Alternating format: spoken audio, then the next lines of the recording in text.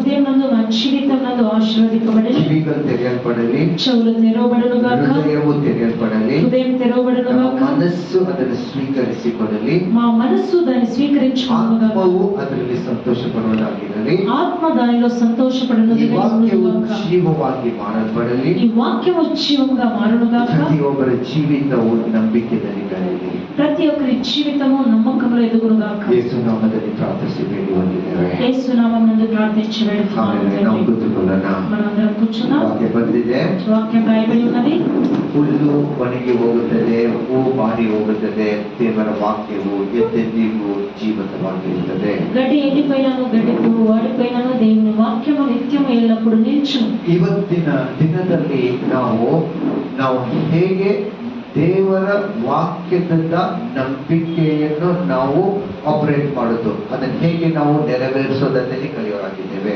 దేవుని వాక్యాన్ని మన జీవితంలో ఎలాగ నెరవేర్చుకోవాలనే దాని గురించి మనం నేర్చుకుంటున్నాం. 15ನೇ ಅಧ್ಯಾಯ 5ನೇ ವಚನದಲ್ಲಿ ನಾವು ಓದಿದರೆ, 15వ అధ్యాయం 5వ వచనం నందు మనం చదివినట్లయితే, and he brought him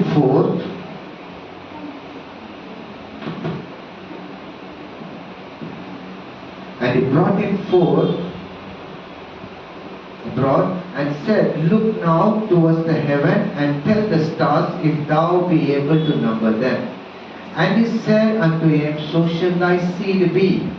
And he believed in the Lord, and he counted it to him for the righteousness. 5వ వచనం 6వ వచనము, మరియు ఆయన వెలుపలికి అతనిని తీసుకొని వచ్చి, నీవు ఆకాశం వైపు తేరి చూచి నక్షత్రములను లెక్కించుటకు నీ చేతనైతే లెక్కించమని చెప్పి నీ సంతానము అలాగవునని చెప్పాను. అతడు యెహోవాను నమ్మెను, ఆయన అది అతనికి నీతిగా ఎంచెను. ಇವತ್ತು ನಾವು ನಂಬಿಕೆ ವಿಷಯದಲ್ಲಿ ಒಂದು ವಾರ ನಂಬಿಕೆ ವಿಷಯದಲ್ಲಿ ಮಾತನಾಡ್ತಾ ಇದೆ.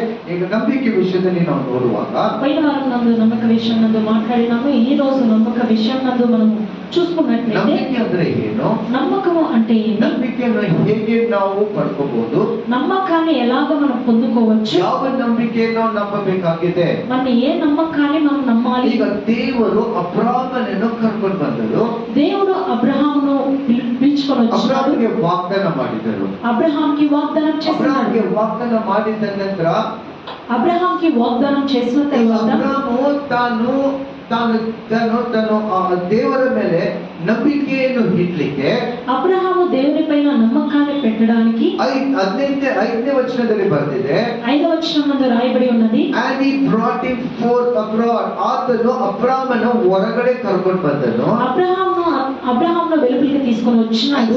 ಅದಕ್ಕೆ ಹೀಗೆ ಹೇಳಿದನು, ఇలాగ చెప్పినాడు.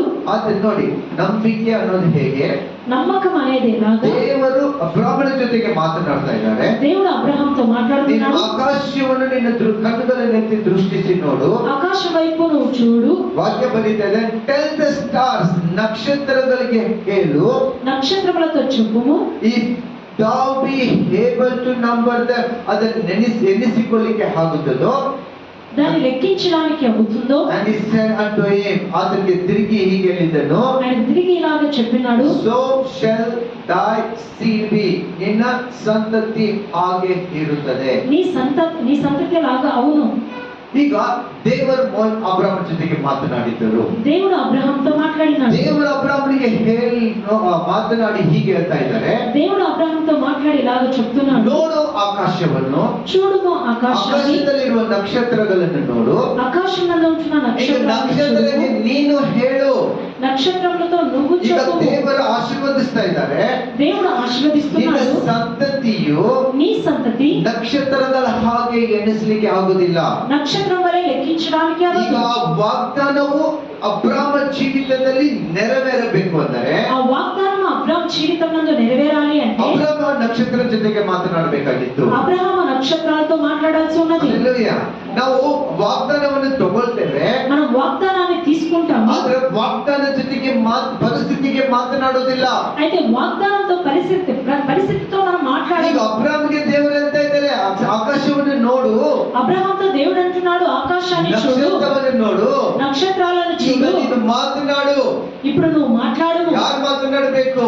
ఎవరు మాట్లాడాలి? ಅಬ್ರಾಮನ ಮಾತನಾಡಬೇಕು. అబ్రహాం మాట్లాడాలి. ಹೇಗೆ ಮಾತನಾಡಬೇಕು? ఎలాగ మాట్లాడాలి? ನಾನು ಹೇಳುವ ಮಾತು, నేను చెప్పే ನಾನು మాటలు, ಮಾತನಾಡುವ ಮಾತು, నేను మాట్లాడే మాటలు, ನನ್ನ ವಾಗ್ದಾನವು నా ನಿನ್ನ వాగ్దానాన్ని ಜೀವಿತದಲ್ಲಿ ನೆರವೇರಬೇಕು ಅಂದ್ರೆ, నా జీవితంలో నెరవేరాలి ನಿನ್ನ అంటే, ಜೀವಿತದಲ್ಲಿ ನೆರವೇರಬೇಕಂದ್ರೆ నీ జీవితంలో నెరవేరాలి ನೀನು అంటే ಮಾತನಾಡು.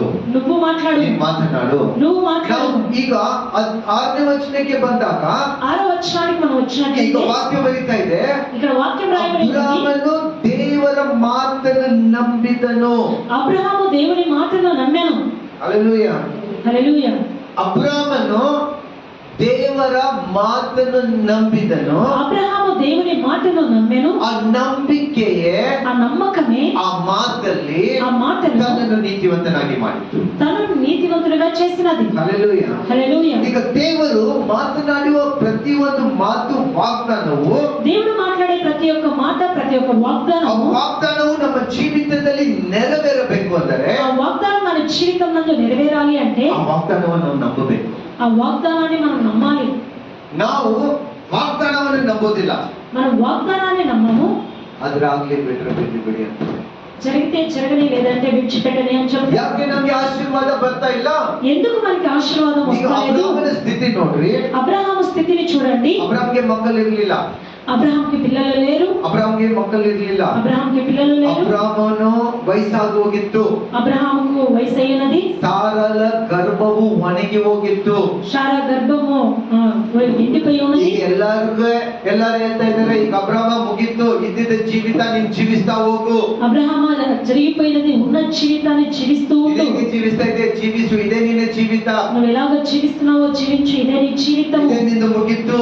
ఇదే నీకు ನಿನ್ನ ముగించిపోయినది. ಸಂತತಿ ಇಲ್ಲ, నీకు సంతతి ನಿನ್ನ లేదు, ಆಶೀರ್ವಾದ ಇಲ್ಲ. నీకు ఆశీర్వాదం ಈಗ లేదు.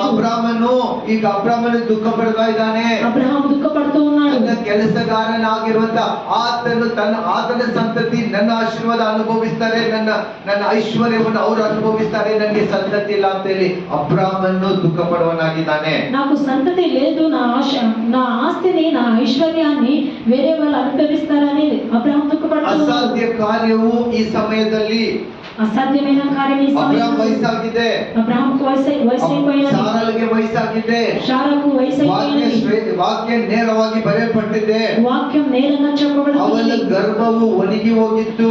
శారా గర్భము ఎండిపోయి ಈಗ ఉన్నది. ಅವಳು ತಿರ್ಗಾ ಗರ್ಭವತಿ ಆಗ್ಲಿಕ್ಕೆ ಸಾಧ್ಯವಿಲ್ಲ, ಮಗು ಹತ್ತಲಿಕ್ಕೆ ಸಾಧ್ಯವಿಲ್ಲ. ఆమె తిరిగి గర్భవతి అయి కుమారుని కనడానికి ಈಗ సాధ్యం లేదు. ಮೆಡಿಕಲ್ ಪ್ರಕಾರವಾಗಿ ಅಸಾಧ್ಯವು. అది మెడికల్ ప్రకారంగా ಆದ್ರೆ ಈಗ అసాధ్యమే. ದೇವರು ಹೇಳ್ತಾ ಇದ್ದಾರೆ, అది దేవుడు అంటున్నాడు. ದೇವರು ವಾಗ್ದಾನ ಮಾಡ್ತಾ ಇದ್ದಾರೆ, దేవుడు వాగ్దానం ಅಬ್ರಾಮನೇ చేస్తున్నాడు. ನೋಡು, అబ్రహాము ನಾನು ನಿನಗೆ చూడు, ವಾಗ್ದಾನ ಮಾಡ್ತಾ ಇದ್ದೇನೆ. నేను నీకు ಈಗ వాగ్దానం చేస్తున్నాను. ಅಬ್ರಾಮನಿಗೆ ಆಶೀರ್ವಾದ ನೆರವೇರಬೇಕು ಅಂದರೆ, అబ్రహాంకి ఆశీర్వాదం నెరవేరాలి అంటే ಅಬ್ರಾಮು ದೇವರು ಮಾತನಾಡಿದ ಮಾತನ್ನು ನಂಬಿದನು.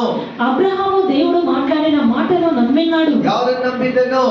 ఏది ದೇವರು నమ్మినాడు? ನೋಡ್ಲಿಲ್ಲ ಆತನು, దేవుని చూడలేదు ఆయన. ದೇವರ ಕಾಲಿಗೆ ಕಾಣಲಿಲ್ಲ, దేవుడు కంటికి ಆದ್ರೆ కనపడలేదు. ಮಾತು ಧ್ವನಿಯನ್ನು ನಂಬಿದನು. ఆయన ఒక స్వరాన్ని నమ్మినాడు. ದೇವರು ಹೇಳಿದ ಮಾತನ್ನು ನಂಬಿದನು. దేవుడు చెప్పిన మాటను నమ్మినాడు. ಅದಕ್ಕೆ ಈ ವಾಕ್ಯ ಬರೀತಾ ಇದೆ, దానికి ఈ వాక్యం He was రాయబడి ఉన్నది. counted righteousness. ಆತ ನೀತಿವಂತನಾಗಿ ಕರೆಯಲ್ಪಟ್ಟನು, ఆయన నీతివంతుడుగా పిలువబడి ఉన్నాడు. ನೀತಿವಂತನಾಗಿ ಮಾರಲ್ಪಟ್ಟನು. నీతివంతుడుగా ಈ మారినాడు. ವಾಗ್ದಾನವನ್ನು, ದೇವರ ವಾಕ್ಯವನ್ನು ನೀನು ನಂಬುವಾಗ, దేవుని వాగ్దానాన్ని, దేవుని వాక్యాన్ని నువ్వు నమ్మినప్పుడు ನಿನ್ನ ನಂಬಿಕೆಯೇ నీ నమ్మకమే ನಿನ್ನನ್ನು నిన్ను ನೀತಿವಂತನಾಗಿ ಮಾತಾಡ್ತದೆ. నీతివంతుడుగా చేయను. ಹಲ್ಲೆಲೂಯಾ. ಆಮೆನ್. ನಾವು ಯಾವಾಗ ದೇವರಿಂದ ಒಂದು ದಯ ಹೊಂದಿಕೊಳ್ಳಿಕ್ಕೆ ಸಾಧ್ಯವಾಗುತ್ತದೆ ಅಂದರೆ, మనకు దేవుడి నుంచి ఎప్పుడు దయను పొందుకోవడానికి సాధ్యమవును అంటే ಅದರ ವಾಕ್ಯವನ್ನು ನಂಬಿದಾಗ, ఆయన వాక్యాన్ని మనం ಅದರ నమ్మినప్పుడు, ವಾಕ್ಯವನ್ನು ನಂಬಿದ್ರೆ ಮಾತ್ರ, ఆయన వాక్యాన్ని నమ్మినప్పుడు మాత్రమే, ಅದು ದೇವರನ್ನು ನಂಬಿದನು. ఆయన దేవుని నమ్మెను. He believed the work out of good to come out of him.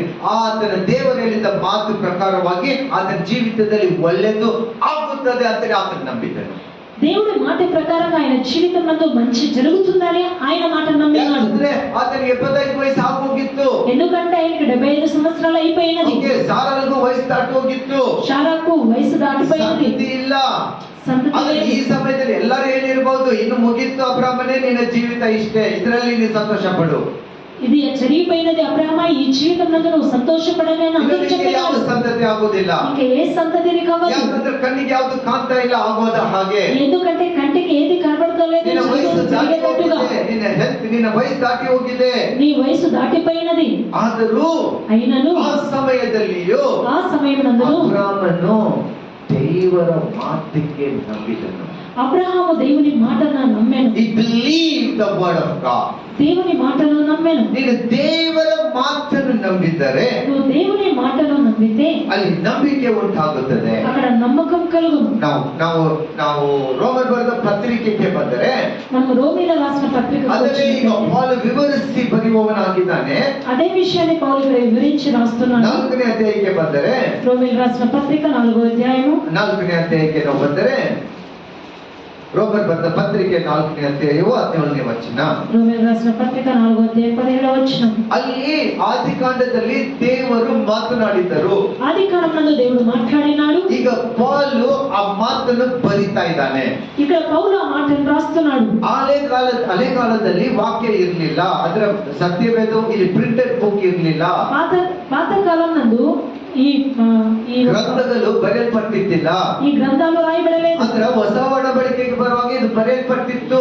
అయితే ಈ కృత నిబంధనకు వచ్చినప్పుడు ఇది రాయబడి ఉంది. ಹಳೆ ಒಡಂಬಡಿಕೆಯಲ್ಲಿ ದೇವರು ಧ್ವನಿಯನ್ನು ಕೇಳ್ತಾ ಇದ್ದರು. పాత నిబంధనలో దేవుని ధ్వనిని ಹೊಸ ಒಡಂಬಡಿಕೆಯಲ್ಲಿ ವಾಕ್ಯವನ್ನು ನೋಡ್ತಾ ಇದ್ದಾರೆ, ಓದುತ್ತಾ ಇದ್ದಾರೆ. కృత నిబంధనలో వాక్యాన్ని చదువుతున్నారు, చూస్తున్నారు. ಅದು ದೇವರ ವಾಕ್ಯವೇ, అది దేవుని వాక్యమే. ಇದು ದೇವರ ವಾಕ್ಯವೇ, ఇది దేవుని ಅದು వాక్యమే. ದೇವರೇ ಮಾತನಾಡಿದ್ದು, ಅದು దేవుడే మాట్లాడిన ಇದು మాట. ದೇವರೇ ಮಾತನಾಡಿದ್ದು. ఇది దేవుడే ಆ ಕಾಲದಲ್ಲಿ ಬರೆಯಲ್ಪಟ್ಟಿದ್ದು, ఆ కాలంలో ಹೇಳಲ್ಪಟ್ಟಿದ್ದು, చెప్పబడి ఉన్నది, ಈಗ ಬರೆಯಲ್ಪಟ್ಟಿದೆ. ఇక్కడ రాయబడి ఉన్నది. ಈಗ ಇಲ್ಲಿ ಅದನ್ನೇ ಈ ಪಾಲ್ ಬರಿತಾ ಇದ್ದಾನೆ. దాన్నే పౌలు రాస్తున్నాడు. 11ನೇ ವಚನಕ್ಕೆ ಬಂದಾಗ 17వ వచనానికి మనం ಇಲ್ಲಿ వచ్చినట్లయితే ಬರೆಯಲ್ಪಟ್ಟಿದೆ, as it is written, I have made thee a father of many nations. ಹಾಗೆ ಬರೆಯಲ್ಪಟ್ಟ ಹಾಗೆ ನಿನ್ನನ್ನು ದೇಶಗಳಿಗೆ ತಂದೆಯಾಗಿ ಮಾರಲ್ಪಡ್ತಿ ಅಂತೇಳಿ ಬರೆಯಲ್ಪಟ್ಟಿದೆ. రాయబడిన రీతిగా నిన్ను అనేక జనులకు తండ్రిగానే నియమించదనని రాయబడి ఉంది. 11ನೇ ವಚನದಲ್ಲಿ ಬರೀತದೆ, before him whom he believed, ಆತನ ಮುಂಚೆನೆ ಆತನು ನಂಬಿದ ಕಾರಣಕ್ಕಾಗಿ, ఆయన ముందే నమ్మిన రీతిగా, even God who quickened the dead and called those things which be not as though they were. ಈಗ ದೇವರು ಸತ್ತು ಹೋದಂತ ಸ್ಥಿತಿಯನ್ನು, ಸತ್ತು ಹೋದ ಪರಿಸ್ಥಿತಿಯಲ್ಲಿ ದೇವರು ಮಾತನಾಡಿ ಅದಕ್ಕೆ ಜೀವ ತರುವವನಾಗಿದ್ದಾನೆ. చనిపోయిన స్థితికి దేవుడు మాట్లాడి దానికి జీవం తెచ్చువాడుగా ఉన్నాడు. ಯಾವ ರೀತಿಯಲ್ಲಿ ಸತ್ತು ಹೋಗಿತ್ತು? ఏ రీతిగా చనిపోయి ఉన్నది? ಸಾರಾ ಗರ್ಭವು ಸತ್ತು ಹೋಗಿತ್ತು. శారా గర్భం చనిపోయి ఉన్నది. ಬೈಬಲ್ ಹೇಳ್ತಿದೆ ಒಣಗಿ ಹೋಗಿತ್ತು. బైబిల్ అంటున్నది ಅಬ್ರಾಮನಿಗೆ ವಯಸ್ಸು ದಾಟಿತ್ತು. అబ్రహాముకు వయసు ಈಗ దాటిపోయింది. ಯಾವ ಒಂದು ಅವಕಾಶವೇ ಇಲ್ಲ ಅವ್ರಿಗೆ ಸಂತತಿ ಹುಟ್ಟಲಿಕ್ಕೆ. ఏ ఒక అవకాశం లేదు సంతతి పుట్టడానికి. ಆದ್ರೆ ಈಗ ದೇವರು ಮಾತನಾಡ್ತಾ ಇದ್ದಾರೆ. అదే ఇక్కడ దేవుడు మాట్లాడుతున్నాడు. ಅಸಾಧ್ಯ ಕಾರ್ಯವು, అసాధ్యమైన కార్యము, ಅಸಾಧ್ಯ ಕಾರ್ಯವನ್ನು ದೇವರು ಮಾತನಾಡ್ತಾ ಇದ್ದಾರೆ. అసాధ్యమైన కార్యాన్ని దేవుడు మాట్లాడుతున్నాడు. ಅಸಾಧ್ಯ ಕಾರ್ಯವನ್ನು అసాధ్య కార్యాన్ని ಅಬ್ರಾಮ ನಂಬಿದನು. అబ్రహాం నమ్మినాడు. ನಂಬಿಕೆ ಯಾವುದು? నమ్మకం ఏది? ಆಗ್ಲಿದ್ದು ಆಗೋದೇ ಹೋಗೋದು, ಆಗ್ಲಿಕ್ಕಿಲ್ಲ ಅನ್ನೋದನ್ನು ನಂಬೋದೇ ನಂಬಿಕೆ. జరగని దాన్ని, జరగకోకుండా ఉండేదాన్ని నమ్మేదాన్ని నమ్మకం. ಡಾಕ್ಟರ್ ಹೇಳ್ಬೋದು, డాక్టర్ చెప్పవచ్చు, ಸ್ವಸ್ಥತೆ ಆಗೋದಿಲ್ಲ, ಮುಗಿತ್ತು, నీకు స్వస్థత జరగదు, ಮುಗಿತ್ತು, ನಿನ್ನ ಸಮಯ ಮುಗಿತ್ತು, నీ సమయం ముగించిపోయినది, ಅದು ಆಗೋದೇ ಇಲ್ಲ, అది ನೆರವೇರುವುದಿಲ್ಲ. నెరవేరదు. ಆ ಸಮಯದಲ್ಲಿ ನೀನು ನಂಬುತ್ತೀಯಾ? ఆ సమయం నందు నువ్వు ವಾಕ್ಯ నమ్ముతావా? ಹೇಳಿದೆ, వాక్యం ನನ್ನ అంటున్నది, ಬಾಸುಂಡೆಗಳಿಂದ ನಿನ್ನನ್ನು ಸ್ವಸ್ಥಪಡಿಸಿದ್ದೇನೆ. నా గాయముల చేత నిన్ను స్వస్థత ಆ చేస్తున్నాను. ನಂಬಿಕೆ, ఆ నమ్మకము ಅದೇ ನಂಬಿಕೆ ಆಗಿದೆ. అదే నమ్మకమై ಆ ఉన్నది. ಸ್ಥಿತಿಯಲ್ಲಿ ನಂಬೋದು, ఆ స్థితిలో నమ్ముతా, ದೇವರ ವಾಕ್ಯವನ್ನು ನಂಬೋದೇ ನಂಬಿಕೆ ಆಗಿದೆ. దేవుని వాక్యాన్ని నమ్ముటే నమ్మకం. ದೇವರ ವಾಕ್ಯದ ಮೇಲೆ ಭರವಸೆ ಇಡೋದು ನಂಬಿಕೆ ಆಗಿದೆ. దేవుని వాక్యం పైన నమ్మకం పెట్టడమే నమ్మకం. ನಾವು ಎಷ್ಟೋ ಸಾರಿ మనం ఎన్నోసార్లు ದೇವರಿದಾರದಲ್ಲಿ ನಂಬ್ತೇವೆ, దేవుడు ఉన్నాడని మనం ಆದ್ರೆ నమ్ముతాము. ದೇವರ ವಾಕ್ಯವನ್ನು ನಾವು ನಂಬುತ್ತಾ ಇಲ್ಲ. అయితే దేవుని వాక్యాన్ని మనం నమ్ముతాలేము. ನಾವು ದೇವರ ವಾಕ್ಯವನ್ನು ನಂಬುತ್ತಾ ಇಲ್ಲ. మనం దేవుని వాక్యాన్ని 17ನೇ నమ్ముతాలేము. ವಚನ ಕನ್ನಡದಲ್ಲಿ ಹೋದ್ರೆ 17ನೇ ವಚನವನ್ನು 17వ వచనం మనం కన్నడలో చదువుకుందాం. ನಾನು ನಿನ್ನನ್ನು ಅನೇಕ ಜನಗಳಿಗೆ ಮೂಲಪಿತೃವಾಗಿ ನೇಮಿಸಿದ್ದೇನೆಂದು ಶಾಸ್ತ್ರದಲ್ಲಿ ಬರೆದಿರುವ ಪ್ರಕಾರ ಅಬ್ರಹಾಮನು ನಮ್ಮೆಲ್ಲರಿಗೂ ದೇವರ ಸನ್ನಿಧಿಯಲ್ಲಿ ಮೂಲಪಿತೃವಾಗಿದ್ದಾನೆ. తాను విశ్వసించిన దేవుని ఎదుట అనగా మృతులను సజీవులుగా చేయువాడును లేని వాటిని ఉన్నట్టుగానే పిలుచువాడునైన దేవుని ఎదుట అతడు మన అందరికీ తండ్రి అయి ఉన్నాడు. Amen. ఇందును గురించి నేను అనేక జనములకు తండ్రిగా నియమించుటనని రాయబడి ఉన్నది. ಸರ್ ಈ ವಾಕ್ಯ ಬರೀತಾ ಇದೆ, ಕನ್ನಡದಲ್ಲಿ ಆ ಶಬ್ದ ಬರೆದಿಲ್ಲ. ಕನ್ನಡದಲ್ಲಿ ಆ ಶಬ್ದ ಬರಲಿಲ್ಲ. 16 ಅಲ್ಲಿ ಇದೆಯಾ? ಓಕೆ, 16 ಓದಿ. ಕೃಪೆಯಿಂದಲೇ ದೊರೆಯುವಂತದ್ದಾಗಿರುವಂತೆ ಅದು ನಂಬಿಕೆಯ ಮೂಲಕ ಸಿಕ್ಕುತ್ತದೆ. ಹೀಗೆ ಆ ವಾಗ್ದಾನವು ಅಬ್ರಹಾಮನ ಸಂತತಿಯವರಿಗೂ, ಅಂದರೆ ಧರ್ಮಶಾಸ್ತ್ರವನ್ನು ಆಧಾರ ಮಾಡಿಕೊಂಡಿರುವ ಆಗ ನಿನ್ನನ್ನು ಅನೇಕ ಜನಾಂಗಗಳಿಗೆ ಮೂಲಪಿತವಾಗಿ ನೇಮಿಸಿದ್ದೇನೆಂದು ಶಾಸ್ತ್ರದಲ್ಲಿ ಬರೆದಿರುವ ಪ್ರಕಾರ ಅಬ್ರಹಾಮನು ನಮ್ಮೆಲ್ಲರಿಗೂ ದೇವರ ಸನ್ನಿಧಿಯಲ್ಲಿ ಮೂಲಪಿತನಾಗಿದ್ದಾನೆ. ದೇವರು ಸತ್ತವರನ್ನು ಬದುಕಿಸುವವನಾಗಿಯೂ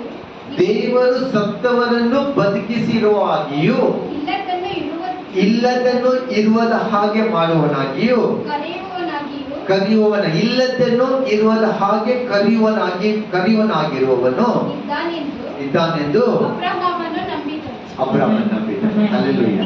ನಂಬಿಕೆ ಅಂದ್ರೆ ಏನು? ನಮ್ಮಕ అంటే ఏమి? ಅಬ್ರಹಾಮನ ಜೀವಿತದಲ್ಲಿ ನೋಡಿದ್ರೆ ಕೆಲವೊಂದು ನಂಬಿಕೆಯ ಬಗ್ಗೆ ನಾವು ತಿಳ್ಕೊಳ್ಳಿಕ್ಕೆ ಹೋದರೆ ಅಥವಾ ಅರ್ಥ ಮಾಡ್ಕೊಳ್ಳಿಕ್ಕೆ ಹೋದರೆ అబ్రహాం జీవితంలో మనము ఆయన నమ్మకం గురించి తెలుసుకోవడానికి వెళ్ళినట్లయితే ಈ ನಂಬಿಕೆ ಅಬ್ರಹಾಮನ ಯಾಕೆ ಅಬ್ರಹಾಮ ಅಷ್ಟು ನಂಬಿಕೆ ಉಳ್ಳವನಾಗಿದ್ದನು ಅಥವಾ ದೇವರು ಆತನಿಗೆ ಹೇಳ್ತಾ ಇದ್ದಾನೆ ಈತನೇ ನನ್ನ ಸ್ನೇಹಿತನು ನಂಬಿಕರಿಸ್ತನು ಅಂತ ಹೇಳುವಾಗ ఎందుకు అబ్రహాం అంత నమ్మకంగా ఉన్నాడు, ఈయన నా స్నేహితుడు అని ఎందుకు చెప్పినాడు దేవుడు అంటే ವಾಕ್ಯ ಬರೀತಾ ಇದೆ, వాక్యం రాయబడి ఉంది, ಆತನು ಸತ್ತವರನ್ನು ಜೀವಂತವಾಗಿ ಜೀವ ಕೊಡುವವನಾಗಿದ್ದಾನಂತೇಳಿ ಅಸಾಧ್ಯ ಕಾರ್ಯವನ್ನು ಸಾಧ್ಯವಾಗಿ ಮಾಡ್ತಾನಂತೇಳಿ ಅಬ್ರಹಾಮನು ನಂಬಿದ್ದಾನಂತೆ. మృతులను సజీవులుగా చేయువాడై ఉన్నాడనియు అసాధ్యాన్ని సాధ్యం చేయువాడనియు ఆయన దేవుని నమ్మాను. ಕಣ್ಣಿಗೆ ಕಾಣ್ತಾ ಇಲ್ಲ, కంటికి కనబడతలేదు, ಇದು ಆಗೋದಿಲ್ಲ, ఇది జరగదు, ಇದು ಏನು ಆಗೋದಿಲ್ಲ, ఇది ఏది జరగదు, ಇದಕ್ಕೆ ಮುಗಿತು, ಅಂತ್ಯವಾಯ್ತು, దీనికి అంత్యమయ్యింది, ಇದರಲ್ಲಿ ಯಾವ ಪರಿಹಾರ ಸಿಗೋದಿಲ್ಲ, దీని నుంచి ఏ పరిహారం దొరకదు. ಆ ಸ್ಥಿತಿಯಲ್ಲಿ ఆ స్థితిలో ಅದನ್ನು ನಂಬಿದನು, ఆయన నమ్మినాడు ದೇವರ ಮಾತನ್ನು, దేవుని మాటని. ಹಲ್ಲೆಲೂಯಾ.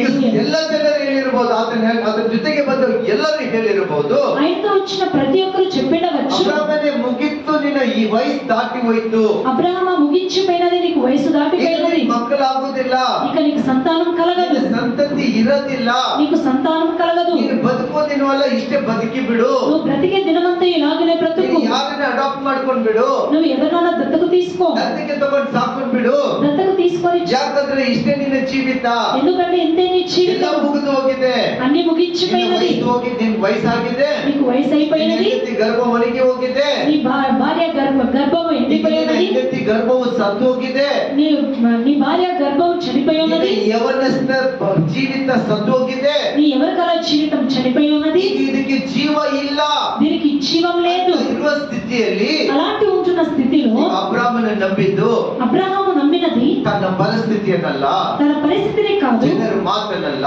జనులు మాటలు కాదు, ತನ್ನನ್ನು ತಾನು ನೋಡ್ಕೊಳ್ಳಿಲ್ಲ, తన్ను తాను చూసుకోలేదు, ಆಗುದಿಲ್ವ ಅಂತೇಳಿ ಅದನ್ನ ಯೋಚನೆ ಮಾಡಲಿಲ್ಲ, జరుగుతుందో జరగదో అని ఆలోచన చేయలేదు. ನಂಬಿದ್ದು ಒಂದು ಮಾತು, ఆయన నమ్మింది ఒక మాట, ಸತ್ತವರಿಗೆ ಜೀವ ಕೊಡುವ ದೇವರು ಮಾತನಾಡಿದ್ದಾನೆ, చనిపోయిన వారికి జీవనిచ్చేంత దేవుడు మాట్లాడి ನನ್ನ ఉన్నాడు. ಜೀವಿತದಲ್ಲಿ ಯಾವ ಅಸಾಧ್ಯವಾಗಿದೆಯೋ నా జీవితం నందు ఏదైతే అసాధ్యమై ఉందో ಅದನ್ನು ದೇವರು ಸಾಧ್ಯವಾಗಿ ಮಾಡ್ಲಿಕ್ಕೆ ಸಾಧ್ಯ ಇದೆ ಅಂತೇಳಿ ಅದನ್ನು ನಂಬಿದ್ದನು. అది దేవుడు సాధ్యంగా చేయడానికి సాధ్యమని దేవుని ఆయన నమ్మినాడు. ಅದೇ ನಂಬಿಕೆ, అదే నమ్మకం, ಅದೇ ಅಬ್ರಹಾಮನ ನಂಬಿಕೆ. అదే అబ్రహాం నమ్మకము. ಇದು ಸಾಧ್ಯವಿಲ್ಲ, ఇది సాధ్యం లేదు, ಲೋಕ ರೀತಿಯಾಗಿ ಸಾಧ್ಯವಿಲ್ಲ, ఇది లోకరీతిగా సాధ్యం లేదు, ಸಾಧ್ಯವಿಲ್ಲ, ఇది జనులకు సాధ్యం లేదు, ಸಾಧ್ಯವಿಲ್ಲ, ఇది నాకు సాధ్యం లేదు, ಶಕ್ತಿ ಅಲ್ಲ, ఇది నా శక్తి కాదు, ಇದು ಬಲ ಅಲ್ಲ, ఇది నా బలం కాదు, ಇದು ನನಗೆ ಆಗೋದಿಲ್ಲ, ఇది నాకు కాదు, ನನ್ನ ವಯಸ್ಸು ದಾಟಿ ಹೋಗಿದೆ, ఇది నాకు వయసు దాటిపోయి ఉన్నది, ಹೆಂಡತಿ ಗರ್ಭವು ಸತ್ತು ಹೋಗಿದೆ, నా భార్య గర్భం చనిపోయి ఉన్నది, ಮುಗಿದು ಹೋಗಿದೆ, నా యవ్వన కాలం ముగించిపోయినది, ನನಗೆ ಸಂತತಿ ಆಗೋದಿಲ್ಲ,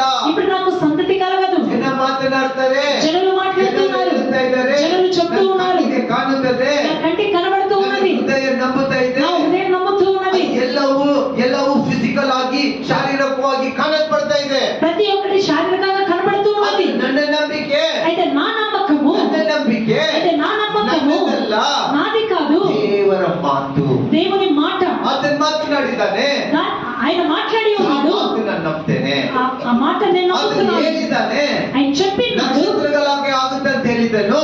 నక్షత్రం వలె అవును అని చెప్పినాడు. ನಕ್ಷತ್ರಗಳನ್ನೇ ಮಾತನಾಡ್ತಾ ಇದ್ದೆ. నేను నక్షత్రాలనే ನನ್ನ మాట్లాడుతున్నాను. ಸಂತತಿ నా సంతతి ನಾನಲ್ಲ, నేను కాదు, ನಂದಲ್ಲ, నాది కాదు, ದೇವರು ಮಾತನಾಡಿದಂತ ನಕ್ಷತ್ರಗಳು. దేవుడు మాట్లాడిన నక్షత్రాలు. ಅದಕ್ಕಾಗಿ దానికై ಅದನ್ನ ಹೇಳ್ತಾ ಇದ್ದಾನೆ, ಆ ನಂಬಿಕೆಯನ್ನು ನಂಬಿದ ಕಾರಣಕ್ಕಾಗಿ, ఆ నమ్మకాన్ని నమ్మిన కారణంగా ಅಸಾಧ್ಯವನ್ನು ಸಾಧ್ಯ ಮಾಡುವ ದೇವರು ಮಾತನಾಡಿದ್ದಾನಂತೇಳಿ ಅದನ್ನು ನಂಬಿದಕ್ಕಾಗಿ, అసాధ్యాన్ని సాధ్యం చేయంత దేవుడు మాట్లాడినాడని నమ్మినందుకై ಆತನು ನೀತಿವಂತನಾಗಿ ಮಾರ್ಪಟ್ಟನು.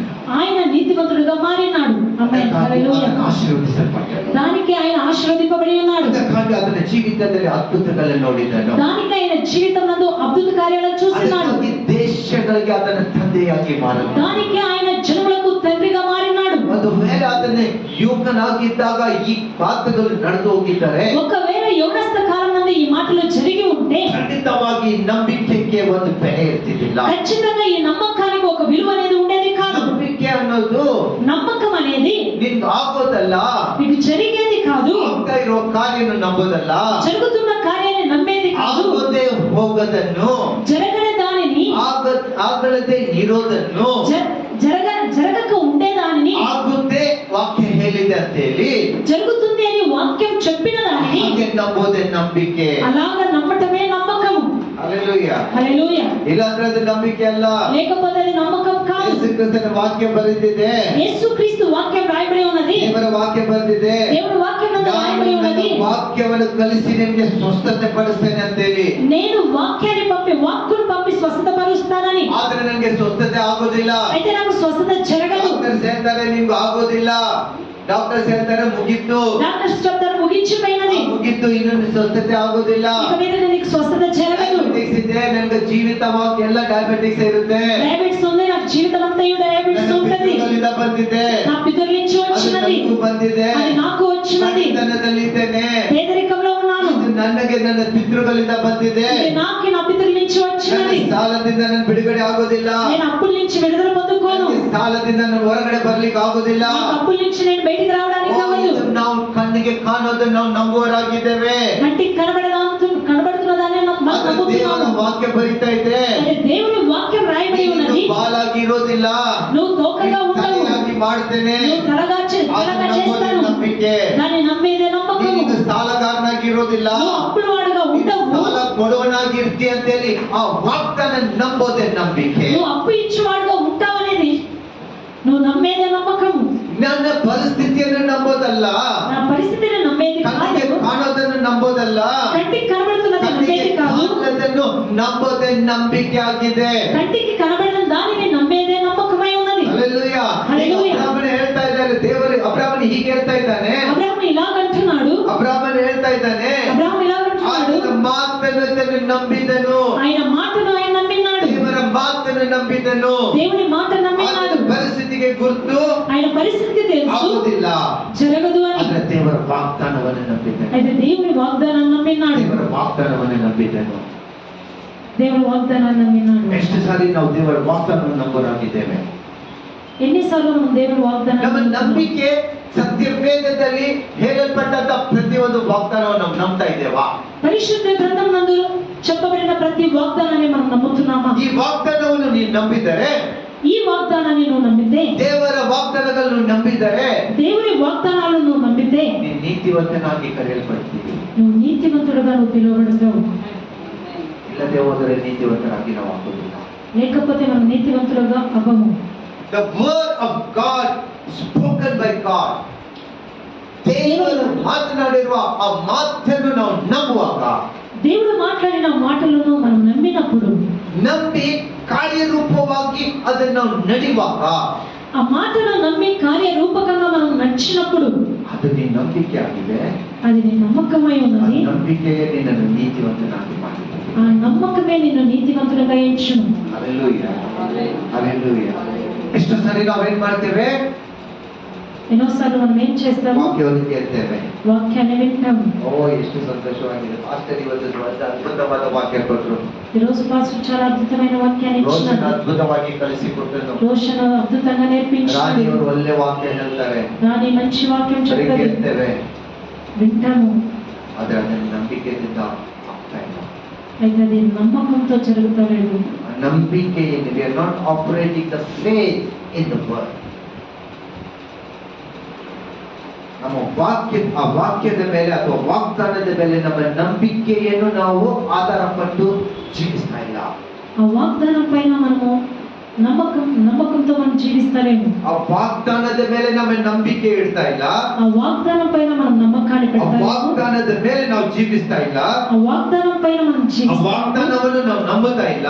ఆ వాగ్దానాన్ని మనం నమ్ముతాలేము. ಅದಕ್ಕಾಗಿ ನಾವು ನೀತಿವಂತರಾಗಿ ಕರೆಯಲ್ಪಡ್ತಾ ಇಲ್ಲ. దానికై మనం నీతివంతులుగా పిలువబడతాలేము. ಅದಕ್ಕಾಗಿ ನಾವು ಆಶೀರ್ವಾದ ಅನುಭವಿಸ್ತಾ ಇಲ್ಲ. దానికే మనం ఆశీర్వాదాన్ని అనుభవిస్తాలేము. ಎಲ್ಲವೂ ಫಿಸಿಕಲ್ ಆಗಿ ಆಗ್ಬಿಡ್ಬೇಕು, అన్ని శారీరకంగా జరిగిపోవాలి, ಕಣ್ಣಿಗೆ ಕಾಣದೆಲ್ಲ ನಡೆದ್ಬಿಡ್ಬೇಕು, కంటికి కనబడదంతయు ಅದು జరగాలి. ಮಾತ್ರ ನಾವು ನಂಬ್ತೇವೆ. దాన్ని మాత్రమే మనం ಬಟ್ నమ్ముతాం. ಅದು ಶಾಶ್ವತವಾಗಿ ಇಲ್ಲ. అయితే అది శాశ్వతంగా It is లేదు, temporary. అది తాత్కాలికంగా మాత్రమే ಆದ್ರೆ ఉన్నది. ಅಬ್ರಾಮನು ನಂಬಿದ್ದು ಏನಂದರೆ అయితే అబ్రహాము నమ్మినది ఏమని అంటే ತನ್ನ ಪರಿಸ್ಥಿತಿಯನ್ನಲ್ಲ, తన పరిస్థితిని కాదు, ತನ್ನ ಸ್ಥಿತಿಯನ್ನಲ್ಲ, తన స్థితిని కాదు, ದೇವರ ಮಾತು. దేవుని మాటని, ದೇವರ ಮಾತು. దేవుని మాటని. When you believe and trust the word of God, ದೇವರ ವಾಕ್ಯವನ್ನು ನಂಬಿ ಭರವಸೆ ಇಡುವಾಗ దేవుని వాక్యాన్ని నమ్మి నమ్మకాన్ని పెట్టినప్పుడు ಅಸಾಧ್ಯವಾದ ಕಾರ್ಯವು ಸಾಧ್ಯವಾಗಿ ಮಾಡಬಹುದು. అసాధ్యమైన కార్యం సాధ్యమవును. హల్లెలూయా. ಅಸಾಧ್ಯವಾದ ಕಾರ್ಯಗಳು ಸಾಧ್ಯವಾಗಿ ಮಾಡಲ್ಪಡುತ್ತದೆ. అసాధ్యమైన కార్యాలు సాధ్యంగా అవును. ಯಾಕಂದ್ರೆ ಆತನ ಅಸಾಧ್ಯವಾದ ದೇವರು, ఎందుకంటే ఆయన అసాధ్యమైన దేవుడు. ಆತನಿಗೆ ಯಾವುದು ಅಸಾಧ್ಯ ಇಲ್ಲವೇ ಇಲ್ಲ. ఆయనకి ఏది అసాధ్యమైనది లేదు. ಅದನ್ನೆಲ್ಲ ಸೃಷ್ಟಿ ಮಾಡಿದ್ದಾನೆ. ఆయన సమస్తాన్ని సృష్టించినవాడు, ಸೃಷ್ಟಿಕರ್ತನು, ఆయన సృష్టికర్త, ಆತನ ಎಲ್ಲ ಮಾಡಿದವನು. ఆయన అన్నిటినీ చేసినవాడు. ಈಗ ಆತನಿಗೆ ಅಸಾಧ್ಯವು ಯಾವುದು ಇಲ್ಲ.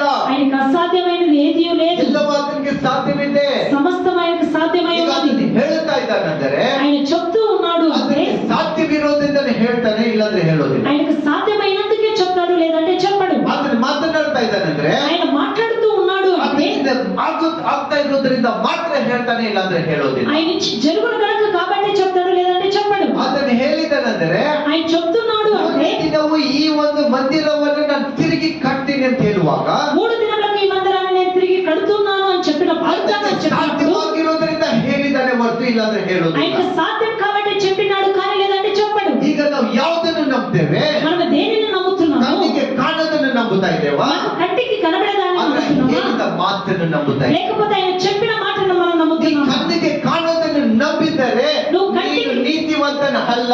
నువ్వు కంటికి కనబడుతున్న దాన్ని నువ్వు నమ్మితే అది నీతివంతుడు, నువ్వు నీతివంతుడు కాదు. ಕಣ್ಣಿಗೆ ಕಾಣದಂತ ದೇವರ ಮಾತನ್ನು ವಾಗ್ದಾನವನ್ನು ನಂಬುವಾಗ కంటికి కనబడని దేవుని మాటను, దేవుని వాగ్దానాన్ని నువ్వు నమ్మినప్పుడు ಅಸಾಧ್ಯ ಕಾರ್ಯವನ್ನು అసాధ్యమైన ನಿನ್ನ కార్యాన్ని ಜೀವಿತದಲ್ಲಿ ಸಾಧ್ಯ ಮಾಡುವ ದೇವರ ಆತನಾಗಿದ್ದಾನೆ. నీ జీవితంలో సాధ్యం చేయంత దేవుడు ఆయన అయి ఉన్నాడు. ಅಂದ್ರೆ ನಿನ್ನ ನಂಬಿಕೆ ಯಾವ್ದ್ರ ಮೇಲೆ ಆಧಾರಪಟ್ಟಿದೆ? అయితే నీ నమ్మకం దేనిపైన ఆధారపడి ఉన్నది? ದೇವರ ಮೇಲೆನಾ?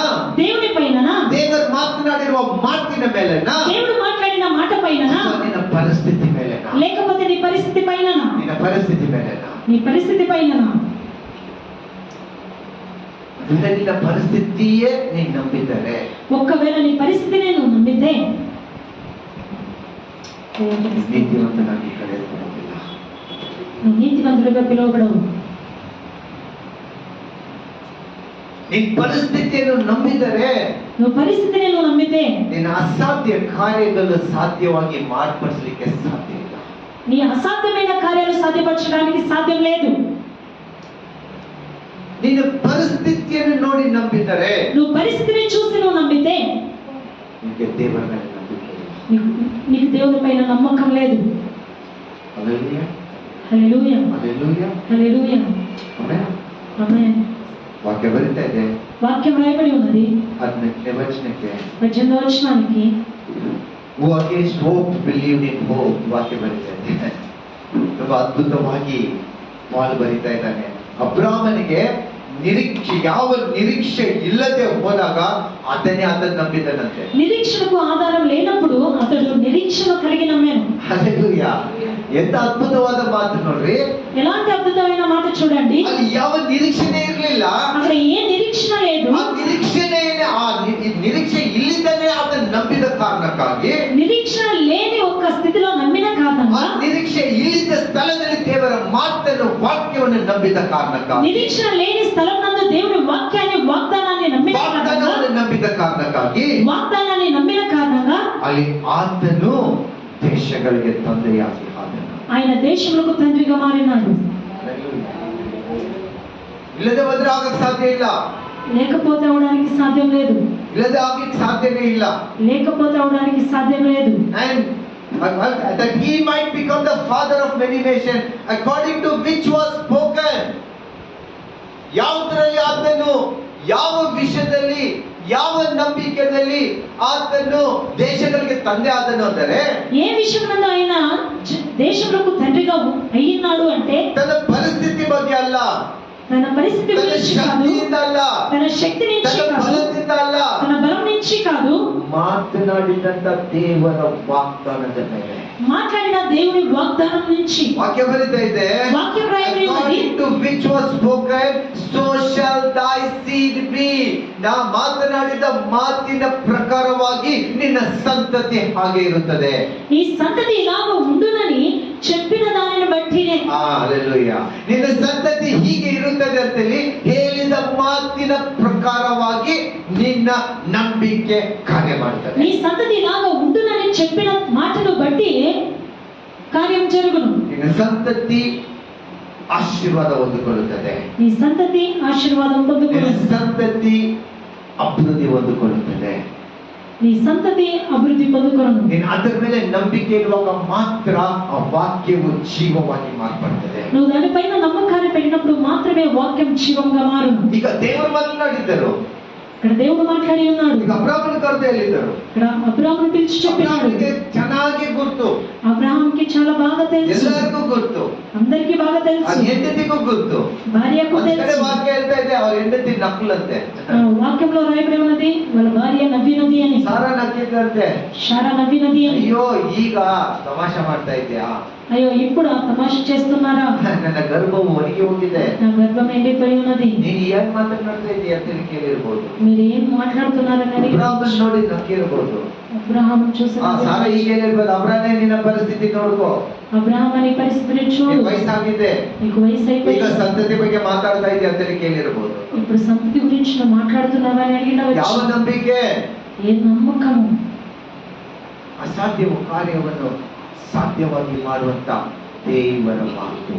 అసాధ్యమైన కార్యాన్ని సాధ్యంగా చేసిన దేవుని మాట ಅಬ್ರಾಹ್ಮ ನಂಬಿದ, అబ్రహాం నమ్మినాడు. ಅದಕ್ಕೆ ಆತನ ಸಂತತಿಯು ಇವತ್ತು ಆತನ ದೇಶಗಳಿಗೆ ತಂದೆಯಾಗಿದ್ದಾನೆ. దానికి ఆయన సంతతి ఈ రోజు వరకు దేశములకు తండ్రిగా అయి ఉన్నాడు. ಎಷ್ಟೋ ಸರಿ ನಾವ್ ಏನ್ ಮಾಡ್ತೇವೆ ಗೊತ್ತಾ? ఎన్నోసార్లు మనం ఏం చేస్తాం తెలుసా? ಎಷ್ಟೋ ಸರಿ ನಾವ್ ಏನ್ ಮಾಡ್ತೇವೆ ಗೊತ್ತಾ? ఎన్నోసార్లు మనం ఏం చేస్తాం ನಾವು తెలుసా? ಪರಿಸ್ಥಿತಿಯನ್ನು ನೋಡ್ತೇವೆ, మనం పరిస్థితిని చూస్తాం, ಪರಿಸ್ಥಿತಿ ನೋಡಿ ಹೋಗ್ತಾ ಇರ್ತೇವೆ, పరిస్థితిని చూసి పడిపోతూ ఉంటాం, ಪರಿಸ್ಥಿತಿಯನ್ನ ನಂಬುತ್ತೇವೆ, పరిస్థితినే మనం నమ్ముతాం, ಪರಿಸ್ಥಿತಿಗಳನ್ನೇ ನಂಬುತ್ತೇವೆ. పరిస్థితినే మనం ಒಂದು నమ్ముతాం. ವ್ಯಕ್ತಿ ನನ್ನ ಹತ್ರ ಬಂದ್ರು ಇವತ್ತು ಬೆಳಗ್ಗೆ ಜಾವದಲ್ಲಿ, ఈ ఉదయకాల సమయంలో ఒక వ్యక్తి నా దగ్గరికి ಮತ್ತೆ వచ్చినాడు. ಅವ್ರು ಪಾಸ್ಟ್ರೆ, ఆయన సేవకుడే, ಅವರು ಸೇವಕರೇ, ఆయన సేవకుడే. ಅವ್ರು ಬೆಳಗ್ಗೆ ಬಂದಿದ್ರು, ఉదయం వచ్చినాడు, ಬಂದ್ಬಿಟ್ಟು ಮಾತನಾಡ್ತಾ ಹೇಳಿದ್ರು, వచ్చి మాట్లాడుతూ చెప్పినాడు, ಅಷ್ಟೇ ಇಷ್ಟು ಕಷ್ಟ ಇದೆ, ಇಷ್ಟು ಕಷ್ಟ ಇದೆ, ಇಷ್ಟು ಕಷ್ಟ ಇದೆ. అసలు ఎంత కష్టం ఉన్నది, ఎంత కష్టం ఉన్నది, ಎಷ್ಟು ಕಷ್ಟ ಇದೆ ಅಂದ್ರೆ ಮನೆ ಬಾಡಿಗೆ ಕಟ್ಟಿಲ್ಲ, ఎంత కష్టం ఉన్నదంటే ఇంటి బాడకట్లేదు, ಸೇವೆ ಮಾಡಕ್ ಆಗ್ತಾ ಇಲ್ಲ, సేవ చేయడానికి ಮನೆಯಲ್ಲಿ అవుతుంది, ಯಾರು ನನಗೆ ಸಹಾಯ ಮಾಡ್ತಾ ಇಲ್ಲ. ఇంట్లో ఎవరు సాయం చేస్తలేదు. ಕುತ್ಕೊಂಡು ಹತ್ತು కూర్చొని ఏడ్చినాను. ನಾನು ಅವ್ರಿಗೆ ಒಂದೇ ಮಾತು ಹೇಳಿದೆ, వాళ్ళకి నేను ఒకే మాట ಒಂದೇ చెప్పాను, ಮಾತು ಹೇಳಿದೆ, ఒకే మాట చెప్పి, ನಿನ್ನ ಪರಿಸ್ಥಿತಿಯನ್ನು ನೋಡಿ ಸೇವೆ ಮಾಡ್ತಾ ಇದೆಯಾ ಅಥವಾ ನೀನು ಕರೆದ ದೇವರು ವಾಗ್ದಾನದ ಮೇಲೆ ಸೇವೆ ಮಾಡ್ತಾ ఈ పరిస్థితిని చూసి సేవ చేస్తున్నావా లేకపోతే నేను పిలిచిన దేవుని వాగ్దానం మీద సేవ చేస్తున్నావా? ನೀನು ನಿನ್ನ ಪರಿಸ್ಥಿತಿಯನ್ನ ಮೇಲೆ ನೋಡಿ ಇಲ್ಲಿಗೆ ಬಂದಿದ್ಯಾ, ನಿನ್ನ ಪರಿಸ್ಥಿತಿ ತಕ್ಕ ಹಾಗೆ ನೀನು ಬಂದಿದ್ಯಾ ಅಥವಾ ದೇವರ ವಾಗ್ದಾನದ ಮೇಲೆ ನೀನು ಬಂದಿದ್ಯಾ ಅಂತ ಕೇಳಿ. నీ పరిస్థితి తగినట్టుగా నువ్వు వచ్చినావా లేకపోతే దేవుని వాగ్దానం మీద నువ్వు వచ్చినావా అని ವಾಕ್ಯ అడుగుతున్నాను. ಬರೀತಾ ಇದೆ, వాక్యం రాయబడి ఉన్నది, ಕರೆಯಲ್ಪಟ್ಟವರು ಆಶೀರ್ವದಿಸಲ್ಪಟ್ಟವರು, పిలువబడిన వారు ఆశీర్వదింపబడిన వారు. ವಾಗ್ದಾನ. ఇదే ನೀನು వాగ్దానం. ಕರೆಯಲ್ಪಟ್ಟಿದ್ದಾರೆ, ನೀನು ಆಲಯದಲ್ಲಿ ಇಂಡಿಯಾದಲ್ಲಿದ್ದಾರೆ, నువ్వు పిలువబడి ఉన్నావు అంటే నువ్వు ఆలయంలో ನೀನು ఉన్నావు అంటే ಆಶೀರ್ವದಿಸಲ್ಪಟ್ಟವರು. నువ్వు ఆశీర్వదింపబడిన ಆದ್ರೆ వారు. ನೀನು ಪರಿಸ್ಥಿತಿಯನ್ನು ನೋಡ್ತಾ ಇದೀಯಾ, అయితే నువ్వు పరిస్థితిని చూస్తున్నావా, ಕರೆದವನನ್ನು ನೋಡ್ತಾ ಇದೀಯಾ? నువ్వు పిలిచిన వారిని నువ్వు చూస్తున్నావు. ನೀನು ನಿನ್ನ ಪರಿಸ್ಥಿತಿಯನ್ನು ನೋಡ್ತಾ ಇದೀಯಾ, నీ పరిస్థితిని నువ్వు చూస్తున్నావా, ನಿನ್ನ ಕರೆದಂತ ಸೃಷ್ಟಿಕರ್ತನ ವಾಗ್ದಾನವನ್ನು ನೋಡ್ತಾ ಇದೀಯ. నువ్వు పిలిచిన సృష్టికర్త యొక్క వాగ్దానాన్ని నువ్వు చూస్తున్నావా? ವಾಕ್ಯ ಬರಿತಾ ಇದೆ. వాక్యం According to రాయబడింది. that which was spoken, ಬರೆಯಲ್ಪಟ್ಟ ಹಾಗೆ ಮಾತನಾಡಿದ ಪ್ರಕಾರವಾಗಿ చెప్పిన ప్రకారంగా మాట్లాడిన ప్రకారంగా so shall thy seed be, ಹಾಗೆ ನಿನ್ನ ಸಂತತಿ ಸೃಷ್ಟಿಯಾಗುತ್ತದೆ. అలాగనే నీ సంతతి సృష్టింపబడును. ಅದನ್ನೇ 19ನೇ ವಚನದಲ್ಲಿ ಹೇಳಿದೆ. And be not weak in faith, ಆತನ ನಂಬಿಕೆಯಲ್ಲಿ ಆತನ ಬಲಹೀನತನಾಗಿ ಇಲ್ಲದ ಕಾರಣಕ್ಕಾಗಿ he considered not his own body now dead, ತನ್ನ ಶರೀರವು ಸತ್ತು ಹೋಗಿದೆ ಅಂತ ಆತನ ನಂಬಲಿಲ್ಲ. ఆయన విశ్వాసమునందు బలహీనుడు కాక తన శరీరం చనిపోయి ఉన్నదని నమ్మలేదు. హల్లెలూయా. ಬೆಳಿಗ್ಗೆ ಎದ್ದ ತಕ್ಷಣ ಇದು ಅಷ್ಟೇ ಬಿಡಿ, ಇವತ್ತು ನನ್ನ ದಿನ, ನನ್ನ ಜೀವಿತನೇ ಇಷ್ಟೇ ಬಿಡಿ. ఉదయం లేచిన తక్షణమే నా జీవితం ఇంతే, ಅಯ್ಯೋ ನಾನು ಎಲ್ಲಾ ನೋಡಿ ಮುಗಿಸ್ಬಿಟ್ಟೆ ಬಿಡಿ, ನನ್ನ ಇಷ್ಟೇ. అయ్యో నేను అన్నిటినీ చూసి ముగించిన నా జీవితం ఇంతే, ಅಯ್ಯೋ ನನ್ನ ಜೀವಿತವೆಲ್ಲ ಇಷ್ಟೇ, నా జీవితం అంతా ఇంతే. ನಾನು ಯಾವತ್ತೂ ಉದ್ಧಾರ ಆಗೋದಿಲ್ಲ, నేను ఏ రోజుకి అభివృద్ధి ನಮ್ಮ పొందుకోను, ಮಕ್ಕಳು ಉದ್ಧಾರ ಆಗೋದಿಲ್ಲ, నా పిల్లలు ఉద్ధారం ನನ್ನ అవ్వదు, ಜೀವಿತ ಆಶೀರ್ವಾದವಾಗೋದಿಲ್ಲ. నా జీవితం ఆశీర్వాదకరంగా ఉండదు. ಅದನ್ನ ನಾವು ನಮ್ಮ ಪರಿಸ್ಥಿತಿ ನೋಡಿ ಮಾತನಾಡ್ತಾ ಇದ್ದೇವೆ. అయితే మన పరిస్థితిని చూసి మనం ಆದ್ರೆ ಇಲ್ಲಿ ಮಾತನಾಡಲ್ಪಟ್ಟಿದೆ, అయితే ఇక్కడ మాట్లాడబడి ఉన్నది, ನಿನ್ನನ್ನು ಕರೆದವನು ನೀತಿವಂತನು, నిన్ను పిలిచిన వాడు నీతివంతుడు, ನಿನ್ನ ಜೀವಿತವನ್ನು ಆಶೀರ್ವದಿಸಲಿಕ್ಕೆ ಕರೆದಿದ್ದಾನೆ. నీ జీవితాన్ని ఆశీర్వదించడానికి పిలిచి ఉన్నాడు. ಅದನ್ನು ಮಾತನಾಡಿರೋದು ಆಶೀರ್ವಾದವು. ఆయన మాట్లాడి ఉన్నది ఆశీర్వాదము. ಅದನ್ನು ನಂಬಿದರೆ దాన్ని నువ్వు నమ్మితే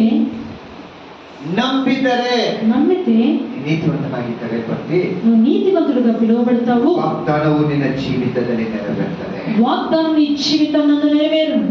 ಯಾವುದನ್ನು ನಂಬಿದ್ದಾರೆ? దేనిని నమ్మితే, ಯಾವುದನ್ನು ನಂಬಿದ್ದಾರೆ? దేనిని నువ్వు నమ్మితే, ನಿಮ್ಮ ಪರಿಸ್ಥಿತಿಯನ್ನು ನಂಬಿದ್ದಾರಲ್ಲ. నీ పరిస్థితిని నమ్మితే కాదు, ನಿನ್ನ ಪರಿಸ್ಥಿತಿಯನ್ನು ನಿನ್ನ ಸ್ಥಿತಿಯನ್ನು ನೋಡಿ ನಂಬಿದ್ದಾರಲ್ಲ. నీ పరిస్థితిని నీ స్థితిని చూసి నమ్మేది కాదు, ದೇವರ ವಾಗ್ದಾನವನ್ನು, దేవుని వాగ్దానాన్ని, ಆತನು ಹೇಳಿದ ಮಾತನ್ನು, ఆయన చెప్పిన మాటని, ಆತನು ಮಾತನಾಡಿದಂತ ಮಾತನ್ನು, ఆయన మాట్లాడిన మాటని. ವಾಕ್ಯ ಬಂದಿದೆ. వాక్యం రాయబడి ఉన్నది. ಬಿಲೀವ್ ಮೀನ್ಸ್ ನಂಬೋದು ಅಂದ್ರೆ నమ్మడము అంటే ದೇವರ ಮಾತಿನ ಭರವಸೆ ಇರೋದು, దేవుని మాట పైన నమ్మకం పెట్టడం, ದೇವರ ವಾಗ್ದಾನದ ಮೇಲೆ ಭರವಸೆ ಇರೋದು. దేవుని వాగ్దానం పైన నమ్మకం పెట్టడం. To believe is the faith. ನೀನು ನಂಬೋದೇ ನಿನ್ನ ಭರವಸೆವಾಗಿದೆ. నీ నమ్మకమే, నువ్వు నమ్మడమే ಅದಕ್ಕಾಗಿ ಹೊಸ నమ్మకమైనది. ಒಡಂಬಡಿಕೆಯಲ್ಲಿ ಯೇಸು ಕ್ರಿಸ್ತನ ಸ್ತ್ರೀಯರಿಗೆ ಹೀಗೆ ಹೇಳಿದನು. దానికి క్రొత్త నిబంధనలో యేసుక్రీస్తు స్త్రీతో ಆ ఇలాగన్నాడు. ಸ್ತ್ರೀಗೆ 14 ವರ್ಷದಿಂದ ಅವಳಿಗೆ ಕುಷ್ಮ ರೋಗವಾಗಿತ್ತು. ఆ స్త్రీకి 14 సంవత్సరాల నుంచి రక్తస్రావం ఉన్నది. 14 ವರ್ಷದಿಂದ ಅವಳು ನೋಡ್ಬೇಕಾದ ಎಲ್ಲ ಡಾಕ್ಟರ್ಗಳು ನೋಡ್ಬಿಟ್ಲು. 14 సంవత్సరాలు చూడాల్సిన ప్రతి ఒక్క వైద్యుని చూసినది. ಅವಳು ಶ್ರೀಮಂತಳಾಗಿದ್ದಳು. ఆమె శ్రీమంతురాలే. ವಾಕ್ಯ ಬರೀತದೆ, ಇದ್ದಿದ್ದೆಲ್ಲ ಆಸ್ತಿಯನ್ನು ಅವಳು ಡಾಕ್ಟರ್ಸ್ಗೆ ಅಥವಾ ಔಷಧಗಳನ್ನು ತೋರಿಸಿ ಅಲ್ಲಿಲ್ಲ ಎಲ್ಲವನ್ನು ವ್ಯಕ್ತ ಮಾಡಿಕೊಂಡಳು. ఆమెకు ఉన్న ఆస్తినంతా డాక్టర్లకి వేసి ఆమెకున్నదంతా వ్యక్తం చేసుకున్నది అని. ಆದರೆ ಯಾವುದು ಒಂದು ಕಾರ್ಯರೂಪವಾಗಿ ಬಂದಿಲ್ಲ, ಸ್ವಸ್ಥತೆ ಆಗಲಿಲ್ಲ. అయితే ఏ కార్యరూపకంగా ఆమె స్వస్థత కలగలేదు. ಯೇಸು ಕ್ರಿಸ್ತನು ಬೆಥನಿಯಿಂದ ದಾಟಿ ಹೋಗ್ತಾ ಇದ್ದನು. యేసుక్రీస్తు బెతానీ నుంచి దాటి వెళ్తున్నప్పుడు ಅವಳಿಗೆ ಒಂದು ಸಮಸ್ಯೆ, ಒಂದು ಸುದ್ದಿ ಬಂತು. ఆమెకి ఒక విషయం తెలిసినది. ಅದು ಏನಂತ ಹೇಳಿದ್ರೆ, ಯೇಸು ದಾವೀದನ ಕುಮಾರನಾದಂತ ಯೇಸು ಹೋಗ್ತಾ ಇದ್ದಾನೆ. దావీదు కుమారుడైన యేసు వెళ్తున్నాడు. ಈಗ ಅವಳ ಮನಸ್ಸಲ್ಲಿ ಹೀಗೆ ಅನ್ಕೊಂಡಳು, ఆమె మనసులో ఇలాగ అనుకున్నది, ನಾನು ಕ್ರಿಸ್ತನನ್ನು ಮುಟ್ಟಿದ್ರಲ್ಲ, నేను క్రీస్తును ముడితే కాదు కానీ ಕ್ರಿಸ್ತನು ಉಟ್ಕೊಳ್ಳುವಂತ ಅದನ್ನ ವಸ್ತ್ರದ ತುದಿಯನ್ನು ಮುಟ್ಟಿದ್ದಾರೆ, యేసుక్రీస్తు ధరించిన వస్త్రపు చెంగును నేను ముడితే ನಾನು ಸ್ವಸ್ಥತೆ ಆಗ್ತೀನಂತೇಳಿ ತನ್ನಲ್ಲಿ ತಾನು ನಂಬಿದಳು. నేను స్వస్థత పొందుకుంటానని తనలో తాను నమ్మినది. ಅವಳ ಪರಿಸ್ಥಿತಿ ಏನಾಗಿತ್ತು? ఆమె పరిస్థితి ఏమై ಹಳೆ ఉంది? ಒಡಂಬಡಿಕೆ ಪ್ರಕಾರವಾಗಿ పాత నిబంధన ಇಂಥ ప్రకారంగా ಸ್ತ್ರೀಯರು ఇలాంటి స్త్రీ ಸೊಸೈಟಿ ಒಳಗಡೆ ಜನರ ಮಧ್ಯದಲ್ಲಿ ಇರಬಾರದು. ఆమె సమాజం మధ్యలో ఉండకూడదు. ಅದಕ್ಕಾಗಿ ಹೊರಗಿನ ಆಚೆ ಕಡೆ ಇದ್ದಳು. దానికే బయట ఉన్నది. ಯೇಸು ಕ್ರಿಸ್ತನು ಬರ್ತಾ ಇದ್ದಾರೆ. యేసుక్రీస్తు వస్తున్నాడు. ಯೇಸು ಕ್ರಿಸ್ತನ ಹಿಂದೆ ಸಾವಿರಾರು ಜನರು ಹಿಂಬಾಲಿಸ ಬರ್ತಾ ಇದ್ದಾರೆ. యేసుక్రీస్తు వెనక వేలాది మంది వెంబడిస్తూ ಯೇಸು వస్తున్నారు. ಕ್ರಿಸ್ತನ ಮೇಲೆ ಜನರು ಬೀಳ್ತಾ ಇದ್ದಾರೆ. యేసుక్రీస్తు మీద జనులు పడుతూ ಯೇಸು ఉన్నారు. ಕ್ರಿಸ್ತನ ಮುಟ್ಲಿಕ್ಕೆ ಜನರು ಪ್ರಯತ್ನ ಮಾಡ್ತಾ ಇದ್ದಾರೆ. యేసుక్రీస్తును జనులు ತನ್ನ ముట్టడానికి 12 ప్రయత్నం ಶಿಷ್ಯರು చేస్తున్నారు. ಆತನ ಸುತ್ತಲೇ ಇದ್ದಾರೆ. 12 మంది శిష్యులు ఆయన చుట్టూ ఉన్నారు. ಸಾವಿರಾರು ಜನರು ಅದ್ಭುತಕ್ಕಾಗಿ ಬರ್ತಾ ಇದ್ದಾರೆ. వేలాది మంది అద్భుతాలకై వస్తున్నారు. ರೋಗ ಇರುವವರು, ಅನಾರೋಗ ಇರುವವರು ಎಲ್ಲರೂ ಬರ್ತಾ ಇದ್ದಾರೆ. రోగంతో ఉన్నవారు, అనారోగ్యంతో ఉన్నవారు అందరూ ಕಷ್ಟದಲ್ಲಿ వస్తున్నారు. ವೇದನೆಯಲ್ಲಿ ಇರುವವರು ಯೇಸು ಕ್ರಿಸ್ತನ ಮೇಲೆ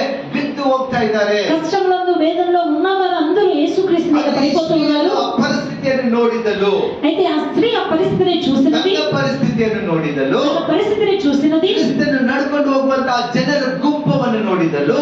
క్రీస్తుతో నడుచుకొని వెళ్తున్న జనుల గుంపును చూసినది. ಈ ಸ್ತ್ರೀಯಲ್ಲಿ ಏನ್ ಮಾಡಿದಳಂದ್ರೆ, అయితే ఆ స్త్రీ ఏం చేసినది అంటే, ಯೇಸುವನ್ನು ಮುಟ್ಲಿಕ್ಕಂತೂ ಆಗೋದಿಲ್ಲ, యేసును ముట్టడానికి అంటూ అవ్వదు, ನಾನು ಯೇಸು ಕ್ರಿಸ್ತನ ವಸ್ತ್ರದ ತುದಿಯನ್ನು ಮುಟ್ಟಿದ್ರೆ ಸಾಕು ಅಂತೇಳಿ ನಂಬಿದಳು. నేను యేసు క్రీస్తు యొక్క వస్త్రపు చెంగును ముడితే చాలు అని నమ్మినది. ಆ ಯೇಸು ಕ್ರಿಸ್ತನ ಅವಳು ಹೇಗೋ ಮಾಡಿ ಆ ಜನರ ಮಧ್ಯದಲ್ಲಿ ಅವಳು ಹೋಗಿ, ఎలాగనో చేసి జనుల మధ్యలో ఆమె వెళ్ళి, ಅವಳು ಹೋಗಿ ಯೇಸು ಕ್ರಿಸ್ತನ ಆ ವಸ್ತ್ರದ ತುದಿಯನ್ನು ಮುಟ್ಟಿದಳು. ఆమె వెళ్ళి యేసు క్రీస్తు యొక్క వస్త్రపు చెంగును ముట్టినది. ಅವಳು ತನ್ನ ಪರಿಸ್ಥಿತಿಯನ್ನು ನೋಡ್ಲಿಲ್ಲ, తన పరిస్థితిని ఆమె చూడలేదు, ಜನರನ್ನು ನೋಡ್ಲಿಲ್ಲ, జనులను ತನ್ನ చూడలేదు, ರೋಗವನ್ನು ನೋಡ್ಲಿಲ್ಲ, తన రోగాన్ని చూడలేదు, ಅಲ್ಲಿ ಇರುವಂತ ಯಾವುದನ್ನು ಅದನ್ನು ಆಕೆ ಗಮನಿಸಲಿಲ್ಲ. అక్కడ ఉన్నది ఏదియో ఆమె ಅವಳು గౌరవించలేదు. ನಂಬಿದ್ದು ಒಂದೇ, ఆమె నమ్మినది ఒకటే, ಕ್ರಿಸ್ತನ ವಸ್ತ್ರದ ತುದಿಯನ್ನು ಮುಟ್ಟಬೇಕು. క్రీస్తు యొక్క వస్త్రపు చెంగు నేను ಹಾಗೆ ముట్టాలి. ಅವಳು ಮಾಡಿದ ಕಾರಣಕ್ಕಾಗಿ అలాగా ఆమె చేసిన కారణంగా ಅವಳು ಸ್ವಸ್ಥತೆ ಆದಳು. ఆమె స్వస్థత ಯೇಸು పొందుకున్నది. ಕ್ರಿಸ್ತ ತಿರುಗಿ ಕೇಳ್ತಾ ಇದ್ದಾನೆ, యేసుక్రీస్తు తిరిగి ನನ್ನ అంటున్నాడు, ಮುಟ್ಟಿದ್ದು ಯಾರು, నన్ను ముట్టినది ನನ್ನ ఎవరు? ಮುಟ್ಟಿದ್ದು ಯಾರು ಅಂತೇಳಿ ಕೇಳುವಾಗ నన్ను ముట్టినది ఎవరు అని ಶಿಷ್ಯರಲ್ಲಿ అడిగినప్పుడు ಹಿಡಿತಾ ಇದ್ದಾರೆ, శిష్యులు అక్కడ ಸ್ವಾಮಿ ಎಷ್ಟು ಜನರು ಇದ್ದಾರೆ, ప్రభువా ఇంతమంది ఉన్నారు, ಎಷ್ಟೋ ಜನರು ಬರ್ತಾ ಇದ್ದಾರೆ, ఎంతో మంది వస్తున్నారు, ಎಲ್ಲರೂ ನೀನ್ ಮುಟ್ತಾ ಇದ್ದಾರೆ, అందరూ నిన్ను ಅದನ್ನ ముట్టుతున్నారు, ಮುಟ್ಟಿದ್ದು ಯಾರು ಅಂತೇಳಿ ನಾವು ಹೇಗೆ ಹೇಳಬಹುದು అయితే ಅಂತ అయితే నిన్ను ముట్టినది ఎవరని మేము ఎలాగో చెప్పవచ్చు అని ಯೇಸು చెప్పినప్పుడు ಕ್ರಿಸ್ತನು ಹೇಳಿದನು, యేసుక్రీస్తు అన్నాడు, ನಂಬಿಕೆಯಿಂದ ನನ್ನ ಮುಟ್ಟಿದವರು ಯಾರು. నమ్మకంతో నన్ను ముట్టిన వారు ఎవరు? ಆ ಸ್ತ್ರೀಯಲ್ಲೂ ಭಯಪಟ್ಟು ಆ ಯೇಸು ಸ್ವಾಮಿ ಮುಂದೆ ಬರುವಾಗ ఆ స్త్రీ భయపడి యేసుక్రీస్తు ముందుకు వచ్చినప్పుడు ಯೇಸು ಹೀಗೆ ಹೇಳ್ತಾ ಇದ್ದಾನೆ, యేసు ఇలాగ అంటున్నాడు, ನಿನ್ನ ನಂಬಿಕೆಯೇ ನಿನ್ನನ್ನು ಸ್ವಸ್ಥಪಡಿಸಿದೆ, నీ నమ్మకమే నిన్ను స్వస్థత చేసినది, ನಿನ್ನ ನಂಬಿಕೆಯೇ ನಿನ್ನನ್ನು ಸ್ವಸ್ಥಪಡಿಸಿದೆ. నీ నమ్మకమే నిన్ను స్వస్థత చేసినది. ಪರಿಸ್ಥಿತಿ ನೋಡಬೇಡಿ, పరిస్థితిని చూడకండి, ಕ್ರಿಸ್ತನ ವಾಗ್ದಾನವನ್ನು ನೋಡಬೇಡಿ. క్రీస్తు యొక్క వాగ్దానాన్ని చూడండి. ನಮ್ಮ ಪರಿಸ್ಥಿತಿ ಮೇಲೆ ನಂಬಿಕೆ ಇಡಬೇಡ್ರಿ, పరిస్థితి పైన నమ్మకాన్ని పెట్టద్దండి. ದೇವರು ಮಾತನಾಡಿದಂತ ವಾಗ್ದಾನದ ಮೇಲೆ ನಂಬಿಕೆ ಇಡ್ರಿ. దేవుడు మాట్లాడిన మాట పైన నమ్మకాన్ని ಆ పెట్టండి. ನಂಬಿಕೆಯೇ ನಿನ್ನ ಪರಿಸ್ಥಿತಿಯನ್ನು ಅಸಾಧ್ಯ ಕಾರ್ಯವನ್ನು ಸಾಧ್ಯವಾಗಿ ಮಾಡ್ತದೆ. ఆ పరిస్థితి నీ నమ్మకాన్ని అసాధ్యమైన కార్యాన్ని సాధ్యం చేయని. ನೀನು ಯಾವಾಗ ಪರಿಸ್ಥಿತಿಯನ್ನು ನೋಡದೆ, పరిస్థితిని చూడక, ನಿನ್ನ ಬಲಹೀನತನವನ್ನು ನೋಡದೆ, నీ బలహీనతను చూడక, ನೀನು ಎಲ್ಲವನ್ನು ನಿನ್ನ ಕಣ್ಣಿಗೆ ಕಾಣುವುದನ್ನು ನಂಬೋದೆ, నీ కంటికి కనబడుతున్న దానిని నమ్మక, ನೀನು ವಾಗ್ದಾನವನ್ನು ನಂಬಿ, నీ వాగ్దానాన్ని నమ్మి, ದೇವರ ಮಾತನ್ನು ನಂಬಿ, దేవుని మాటను నమ్మి, ನನಗೆ ಹೀಗೆ ನಡೀತದೆ, ದೇವರ ಹೇಳಿದ ಹಾಗೆ ನಡೀತದೆ ಅಂತೇಳಿ ನಂಬುವಾಗ ఇలాగనే జరుగును, దేవుడు చెప్పినట్టుగానే జరుగును అని నువ్వు నమ్మినప్పుడు, ನಿನ್ನ ಜೀವಿತದಲ್ಲಿ ಯಾವುದು ಅಸಾಧ್ಯವಾಗಿದೆಯೋ నీ జీవితంలో ఏదైతే అసాధ్యంగా ఉన్నదో ಅದು ದೇವರ ಸಾಧ್ಯವಾಗಿ ಮಾಡಲಿಕ್ಕೆ ನಿನ್ನ ನಂಬಿಕೆಯ ನಿನ್ನ ನೀತಿವಂತನಾಗಿ ಮಾಡಿ. దేవుడు అసాధ్యాన్ని సాధ్యంగా చేయడానికి నీ నమ్మకమే నిన్ను నీతివంతుడిగా ఎంచును. ದೇವರ ವಾಗ್ದಾನದ ಮಾತು దేవుని వాగ్దానం మాట ನಂಬುವಾಗ నువ్వు నమ్మినప్పుడు ಸತ್ತು ಹೋದ ಸ್ಥಿತಿಗೆ ಜೀವ ಕೊಡುತ್ತದೆ. చనిపోయిన ఒక స్థితికి జీవం వచ్చును. ನಿನ್ನ ಜೀವಿತದಲ್ಲಿ ಯಾವ ಪರಿಸ್ಥಿತಿ ಸತ್ತು ಹೋಗಿದೆಯೋ, నీ జీవితంలో ఏ పరిస్థితి అయితే చనిపోయి ఉన్నదో, ಯಾವುದು ಅಸಾಧ್ಯವಾಗಿದೆಯೋ ఏదైతే అసాధ్యంగా ఉన్నదో ಸಾಧ್ಯವಾಗಿ ಮಾರ್ಪಡ್ತದೆ. అది సాధ్యముగా మారును, ಅದು ಸಾಧ್ಯವಾಗಿ ಮಾರ್ಪಡ್ತದೆ. అది సాధ్యముగా మారును. ಈ ಅಬ್ರಾಮನು ಯಾಕೆ ಆಶೀರ್ವಾದ ಹೊಂದಿಕೊಂಡನೆಂದರೆ, అబ్రహాము ఎందుకు ఆశీర్వాదాన్ని పొందుకున్నాడు అంటే, ಅಬ್ರಾಮನು ತನ್ನ ಪರಿಸ್ಥಿತಿಯನ್ನು ನೋಡಲಿಲ್ಲ, అబ్రహాము తన పరిస్థితిని చూడలేదు, ದೇವರ ಮಾತನ್ನು ಹಿಡ್ಕೊಂಡನು. దేవుని మాటను పట్టుకున్నాడు. He got hold of the spoken word of God. దేవుడు ఏదైతే మాట్లాడినాడో ఆ మాటను అబ్రహాం పట్టుకొని ఉన్నాడు. ಮಾತನ್ನು ಹಿಡ್ಕೊಂಡನು. ఆ మాటను పట్టుకొని ತನ್ನ ఉన్నాడు. ಸ್ಥಿತಿ ನೋಡ್ಲಿಲ್ಲ, తన స్థితిని చూడలేదు, ಪರಿಸ್ಥಿತಿಯನ್ನು తన ನೋಡಲಿಲ್ಲ, పరిస్థితిని చూడలేదు, ಮಾತನ್ನು ಕೇಳಲಿಲ್ಲ. జనుల మాటలు వినలేదు. ಶರೀರ ಸತ್ತು ಹೋಗಿದೆ, ఆయన శరీరం చనిపోయి ఉన్నది, ಅವನ ಹೆಂಡತಿ ಶರೀರ ಸತ್ತು ಹೋಗಿದೆ, ఆయన భార్య శరీరం ಅದಕ್ಕೆ చనిపోయి ಒಂದು ఉన్నది. ಗುರುತು, ఆయనకు ఒక్కటి తెలుసు, ದೇವರು ಮಾತನಾಡಿದ್ದಾನೆ. ఆ దేవుడు మాట్లాడి ಈ ఉన్నాడు. ಸತ್ವದ ಸ್ಥಿತಿಯನ್ನು ಜೀವ ಕೊಡ್ಲಿಕ್ಕೆ ಆತನಿಂದ ಸಾಧ್ಯವಿದೆ. చనిపోయిన స్థితిని జీవమిచ్చటకు ఆయన నుంచి సాధ్యం. ಯಾಕಂದ್ರೆ ಆತನ ಸೃಷ್ಟಿಕರ್ತನಾಗಿದ್ದಾನೆ, ఎందుకంటే ఆయన సృష్టికర్త అయి ఉన్నాడు, ಸೃಷ್ಟಿ ಆತನಾಗಿದ್ದಾನೆ. సృష్టి ఆయనదై ఉన్నది, ಶಕ್ತನಾದ ದೇವರಾತನು సర్వశక్తుడైన దేవుడు ఆయన. ಹೇಳಿದ್ರೆ ಆಗುತ್ತದೆ, ఆయన చెప్పితే జరుగును, ಮಾತನಾಡಿದ ಮಾತು ನೆರವೇರ್ತದೆ. మాట్లాడే మాట జరుగును. ಪರಿಸ್ಥಿತಿ ನನಗೆ ಮುಖ್ಯ ಅಲ್ಲ, ఆ పరిస్థితి నాకు ముఖ్యం కాదు, ಆತನ ಆತನ ಮಾತನ್ನು ಹಿಡ್ಕೊಂಡ್ಬಿಟ್ಟನು. ఆయన మాటను పట్టుకొని ఉన్నాడు. ಮಾತನ್ನು ಹಿಡ್ಕೊಂಡನು. దేవుని మాటను పట్టుకొని ఉన్నాడు. ಮಾತನಾಡ್ತಾ ಇದ್ದಾನೆ. నక్షత్రములతో మాట్లాడుతూ ఉన్నాడు. ದೇವರು ಮಾತನಾಡಿದ ಮಾತು, దేవుడు మాట్లాడిన మాట, ನಾನು ನನ್ನ ಸಂತತಿಯು ನಕ್ಷತ್ರಗಳಾಗಿ ಮಾರ್ಪಡುತ್ತದೆ, నా సంతతి నక్షత్రం వలె మారును. ಅದಕ್ಕೆ ಸಾಕ್ಷಿ ನೀನೆ ಅಂತ ಹೇಳ್ತಾ ಇದ್ದಾನೆ. దానికి సాక్ష్యం నువ్వే అని చెప్తున్నాడు. ಇದು ನಂಬಿಕೆ ಪ್ರಿಯರೇ, ఇదే నమ్మకము, ಇದು ನಂಬಿಕೆ. ఇదే నమ్మకము. ಸ್ವಸ್ಥತೆ ಆದ್ರೆ ನೋಡೋಣ ಬಿಡ್ರಿ, స్వస్థత జరిగితే చూద్దాం, ಇದೆಲ್ಲ ಅದ್ಭುತ ಆದ್ಮೇಲೆ ನೋಡೋಣ ಬಿಡ್ರಿ. ఇవన్నీ అద్భుతాలు జరిగిన తర్వాత చూద్దాం. ಅದಾಗ್ಲಿ ಆಮೇಲೆ ದೇವರು ಇದ್ದಾರ ಇಲ್ಲ ಅಂತ ಹೇಳಿ ನೋಡೋಣ ಅಂತ ಹೇಳ್ತೀವಲ್ಲ, ಅದು ನಂಬಿಕೆ. అది జరిగిన తర్వాత దేవుడు ఉన్నాడా లేదని చూస్తాము కానీ అది నమ్మకం కాదు. ಹೇಳಿದಾರಾ? దేవుడు చెప్పినాడా? ಇಷ್ಟವಾದ್ರು ಇಷ್ಟವಾಗದೆ ಹೋದರು నీకు ఇష్టమైనను ఇష్టం కాకపోయినా ದೇವರನ್ನು ನೆರವೇರಿಸ್ತಾರೆ. దేవుడు దాన్ని నెరవేరుస్తాడు. ನೀನು ನಂಬ್ತೀಯಾ? అయితే నువ్వు నమ్ముతావా? ನಿನ್ನ ಪರಿಸ್ಥಿತಿಯನ್ನು ನೋಡಿ ನಂಬ್ತಾ ಇದೀಯಾ? నువ్వు పరిస్థితిని చూసి నమ్ముతున్నావా? ದೇವರ ಮಾತನ್ನು ನಂಬ್ತಾ ಇದೀಯಾ? నువ్వు దేవుని మాట నమ్ముతున్నావా? ಆಶೀರ್ವಾದವು ఆశీర్వాదము, ಆಶೀರ್ವಾದವು ఆశీర్వాదము ದೇವರ ಮಾತಲ್ಲಿ ವಾಕ್ಯದಲ್ಲಿ ಉಳಿದಿದೆ. ದೇವರು ಮಾತನಾಡಿದಂತ ಮಾತಲ್ಲಿ ಉಳಿದಿದೆ.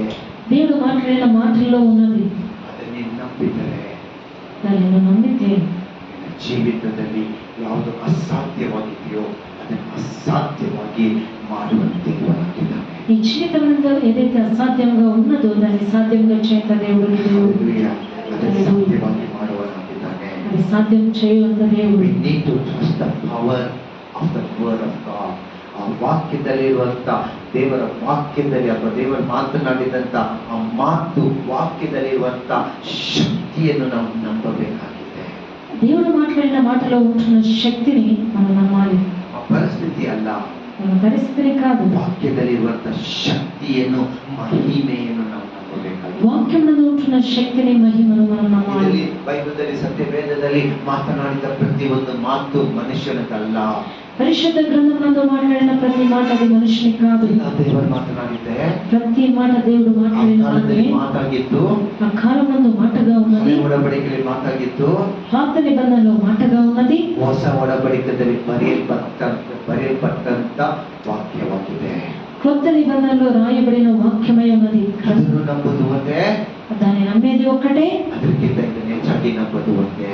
దానికంటే దీన్ని కూడా నమ్మేది ఒక్కటే. ಯಾಕಂದ್ರೆ ಇದು ನಿನ್ ಜೊತೆಗಿದೆ, ఎందుకంటే ఇది నీతో ఉన్నది, ನಿನ್ನ ಒಳಗಡೆ ಇದೆ, ఇది నీ లోపల ఉన్నది, ನಿನ್ನ ಜೊತೆ ಕಾರ್ಯ ಮಾಡ್ತದೆ. ఇది నీకు కార్యం ನಿನ್ನ చేయి. ಪರಿಸ್ಥಿತಿಯನ್ನು ನೋಡೋಕ್ಕಿಂತ ఈ పరిస్థితిని చూసేదానికంటే ವಾಕ್ಯವನ್ನು ನೋಡುವಾಗ నువ్వు వాక్యాన్ని ನಿನ್ನ చూసినప్పుడు, ಪರಿಸ್ಥಿತಿಯನ್ನು ನಂಬೋಕ್ಕಿಂತ ఈ పరిస్థితి నమ్మేదానికంటే ದೇವರು ಮಾತಾಡಿದ ವಾಕ್ಯವನ್ನು ನಂಬುವಾಗ దేవుడు మాట్లాడిన మాటలు నమ్మినప్పుడు ಆ ವಾಕ್ಯದಲ್ಲಿರುವಂತ ಶಕ್ತಿ ఆ వాక్యం నందు ఉంటున్న శక్తి ನಿನ್ನ ಸತ್ತು ಹೋದಂತ ಸ್ಥಿತಿಗೆ నేను చనిపోయిన ఒక స్థితికి ಜೀವ ಕೊಡಲಿಕ್ಕೆ ಪ್ರಾರಂಭಿಸುತ್ತದೆ. జీవం ఇవ్వడానికి ప్రారంభించినప్పుడు ಇದೇ ನಂಬಿಕೆ. ఇదే నమ్మకం.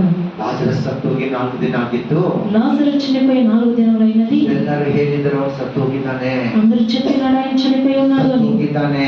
చనిపోయినాడు అని. ಯೇಸು ಸ್ವಾಮಿ ಅಲ್ಲಿಗೆ ಬಂದರು, యేసయ్య అక్కడికి వచ్చినాడు, ಕಲ್ಲನ್ನು ತೆಗೆದು ಬಿಡು ಅಂತ ಹೇಳಿದರು. ఆ రాయిని తీసేయండి అని చెప్పినాడు. ಬೆತ್ತಲೆಯಲ್ಲಿ ನಡೆದಂತ ಅದ್ಭುತವಾದ ಒಂದು ದೊಡ್ಡ ಮಹತ್ವದ ಕಾರ್ಯವು బెతనియలో జరిగిన అతి గొప్ప మహత్కార్యం 4 ದಿನ ಆಯ್ತು. 4 దినములు జరిగినది. ಈಗ ಯೇಸು ಸ್ವಾಮಿ ಬಂದು ಹೇಳ್ತಾ ಇದ್ದಾರೆ, యేసయ్య వచ్చి అంటున్నాడు, ಆ ಕಲ್ಲನ್ನು ತೆಗೆದು ಬಿಡಿ ಅಂತ ಹೇಳಿ. ఆ రాయిని తీసివేయండి అని చెప్పి. ಅಲ್ಲಿ ನೋಡುವಾಗ ಅಲ್ಲಿದ್ದಂತ ಜನರು ಹೇಳ್ತಾ ಇದ್ದಾರೆ, ಅವರು ఉంటున్న జనులు అంటున్నారు, ಗುರುವೇ ಗುರುವೇ ಗುರುವೇ ಅಷ್ಟೊಂದು 4 ದಿನ ಆಗಿದೆ, ప్రభు ఇది చనిపోయి 4 దినములైనది, 4 ದಿನ ಆಗಿದೆ, 4 ಈಗ దినములైనది. ಶವ ವಾಸನೆ ಹೊಡಿತದೆ, ఇప్పుడు అది శవం వాసన ಶವ ವಾಸನೆ ಬರುತ್ತದೆ, ఇప్పుడు శరీరం వాసన పడుతుంది, ಶರೀರ ವಾಸನೆ ಬರುತ್ತದೆ, శరీరం వాసన ಅದು పడుతుంది, ಕೊಲ್ತು ಹೋಗಿರ್ತದೆ, అది గుళ్ళిపోయి ಬೇಡ ఉంటుంది. ಅಂತ ಹೇಳುವಾಗ వద్దు అని చెప్పినప్పుడు ಯೇಸು ಕ್ರಿಸ್ತನು ಪರಲೋಕವನ್ನು ನೋಡಿ ಕಣ್ಣೀರಿಟ್ಟನು. యేసుక్రీస్తు ఆకాశం వైపు చూసి కన్నీళ్లు పెట్టినాడు. ಯಾಕೆ ಕಣ್ಣೀರಿಟ್ಟನು? ఎందుకు కన్నీళ్లు పెట్టినాడు? ವಾಗ್ದಾನ ನಾನು, వాగ్దానమే నేను, ಆದಿ ಸೃಷ್ಟಿ ನಾನು, ఆదియు అంతము సృష్టి నేనే, ಸೃಷ್ಟಿಕರ್ತನು ನಾನು, సృష్టికర్త ನಾನೇ నేనే, ದೇವರು, నేనే దేవుడు, ನನ್ನ ಮಾತಿಗೆ ಬೆಲೆ ಇದೆ, నా మాటకు ನನ್ನ విలువ ఉంది, ಮಾತಲ್ಲಿ ಶಕ್ತಿ ಇದೆ, నా మాటలో శక్తి ನಂಬುತ್ತಾ ఉన్నది. ಇಲ್ಲ ಅಂತ ಹೇಳಿ ಕಣ್ಣೀರಿಟ್ಟನು. వీళ్ళు నమ్ముతాలేరని కన్నీరు పెట్టినాడు. ಯಾವಾಗ ವಾಕ್ಯವನ್ನು ನಂಬುವುದಿಲ್ಲವೋ, ఎప్పుడైతే నువ్వు వాక్యాన్ని నమ్మవో, ವಾಗ್ದಾನವನ್ನು ನಂಬುವುದಿಲ್ಲವೋ, వాగ్దానాన్ని నువ్వు ఎప్పుడైతే నమ్మవో, ನಿನ್ನ ಕರ್ತ ದೇವರು ಕಣ್ಣೀರಿಡ್ತಾರೆ ನಿನ್ನ ಪರವಾಗಿ. నేను పిలిచిన దేవుడు కన్నీళ్లు పెడతాడు నీ పక్షంగా. ಯಾಕಂದ್ರೆ ಇದೆ ಆತನ ಜೀವ, ఎందుకంటే ఇదే ఆయన జీవం, ಇದೆ ಆತನ ಮಹಿಮೆ, ఇదే ఆయన మహిమ, ಇದೆ ಆತನ ಶಕ್ತಿ, ఇదే ఆయన ಇದೆ శక్తి, ಆತನ ಬಲವು.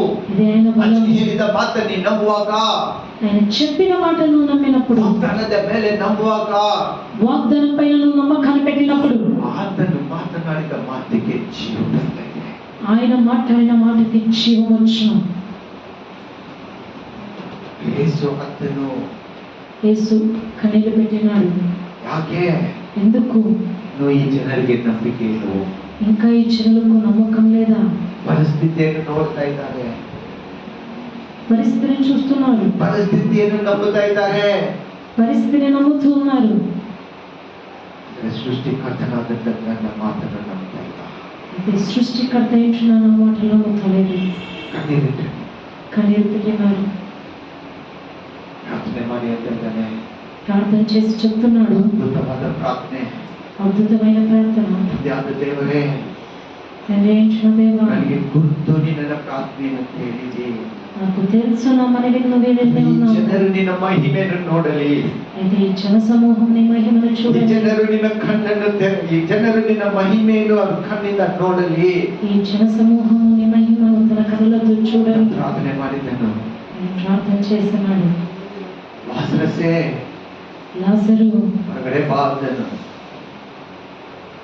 బయటికి రా అన్నాడు. ಲಾಸರಸ್ ಎದ್ದು లాజరు లేచి బయటకు వచ్చినాడు.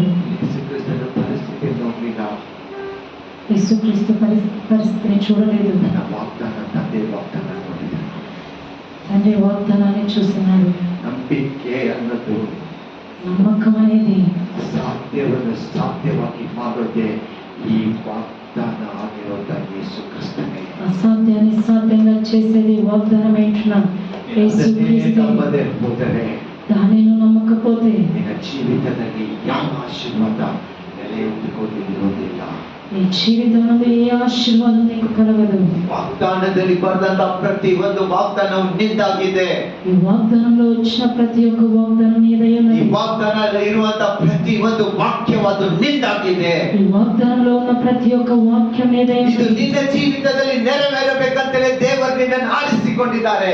ఈ జీవితంలో ఈ వాక్యం నెరవేరాలని నీ జీవితాన్ని ಇದನ್ನು ಅನುಭವಿಸಬೇಕಂತಲೇ ದೇವರು ನಿನ್ನನ್ನು ಕರೆದಿದ್ದಾರೆ. దీన్ని నువ్వు అనుభవించాలని ఆయన నేను పిలిచి ఉన్నాడు. ಆದರೆ ನಿನ್ನ ನಂಬಿಕೆ ಏನಾಗಿದೆ? అయితే నీ నమ్మకం ఏమై ఉన్నది? ದೃಷ್ಟಿ ಎಲ್ಲಿದೆ? నీ దృష్టి ఎక్కడ ఉన్నది? ದೇವರ ಮೇಲೆನಾ? దేవుని పైన, ಮಾತನಾಡಿದಂತ ವಾಗ್ದಾನ ಮೇಲೆನಾ?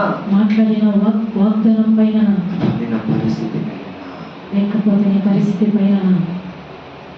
ನಿನ್ನ ಪರಿಸ್ಥಿತಿಯನ್ನು ನೀನು ನಂಬಿದರೆ నీ పరిస్థితిని నువ్వు నమ్మితే ದೇವರ ಮೇಲೆ ಅಪನಂಬಿಕೆ ಇದೆ.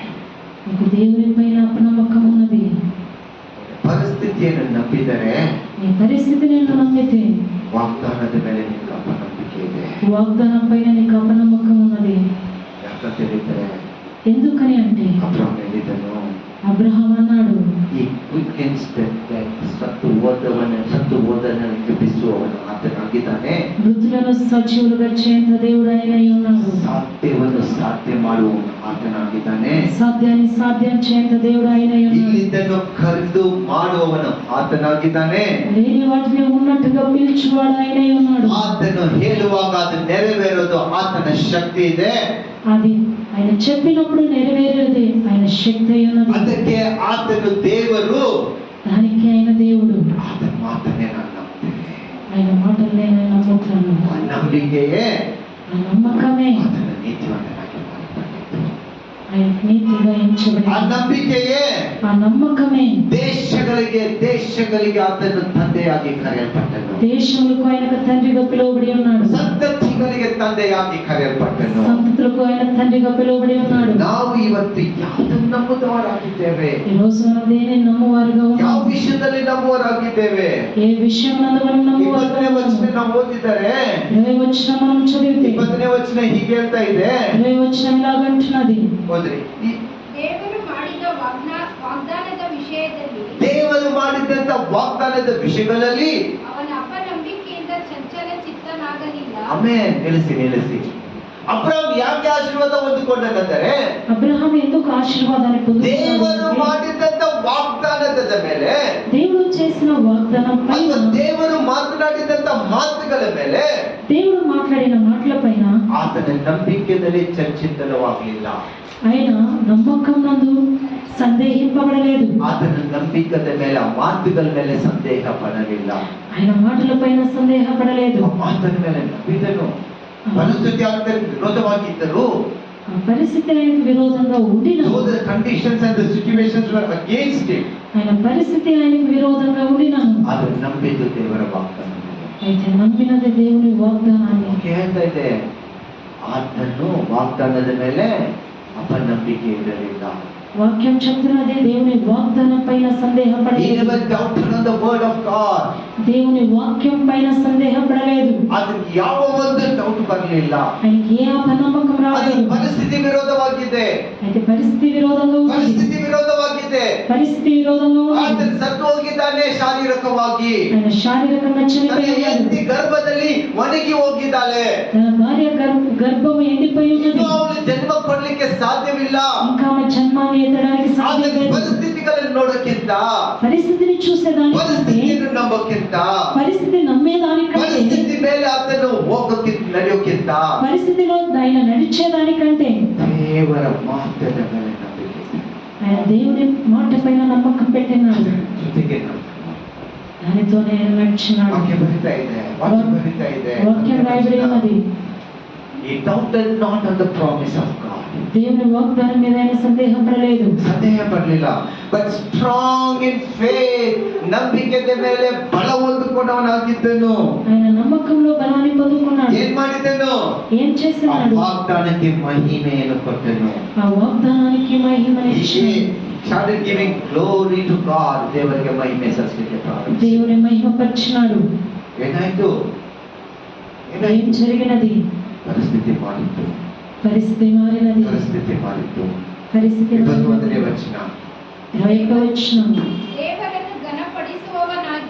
ದೇವರನ್ನು ಗಣಪಡಿಸುವವನಾಗಿ ಆತನು ತನ್ನ ವಾಗ್ದಾನವನ್ನು ನೆರವೇರಿಸುವುದಕ್ಕೆ, ಆತನು ತನ್ನ ವಾಗ್ದಾನವನ್ನು ನೆರವೇರಿಸಲಿಕ್ಕೆ ಸಮರ್ಥನೆಂದು ಪೂರ ಭರವಸವಿಟ್ಟು ಹಲ್ಲೆಲೂಯಾ. ಏನ್ ಮಾಡಿದ್ದಾನೆ?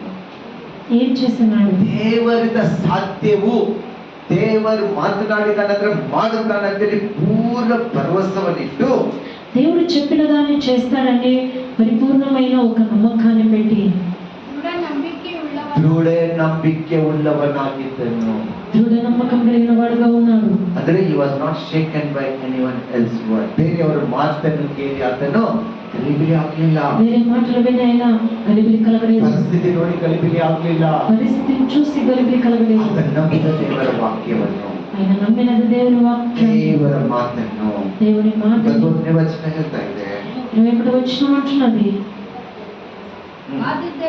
ಆದ್ದರಿಂದ ಕೇಳಿಸಿಕೊಳ್ಳ್ರೆ, ಆದ್ದರಿಂದ ಆ ನಂಬಿಕೆಯು ಅದರಿಂದ ಆ ನಂಬಿಕೆಯು ಅವನ ಲೆಕ್ಕಕ್ಕೆ ನೀತಿ ಎಂದು ಎಣಿಸಲ್ಪಟ್ಟದ್ದು.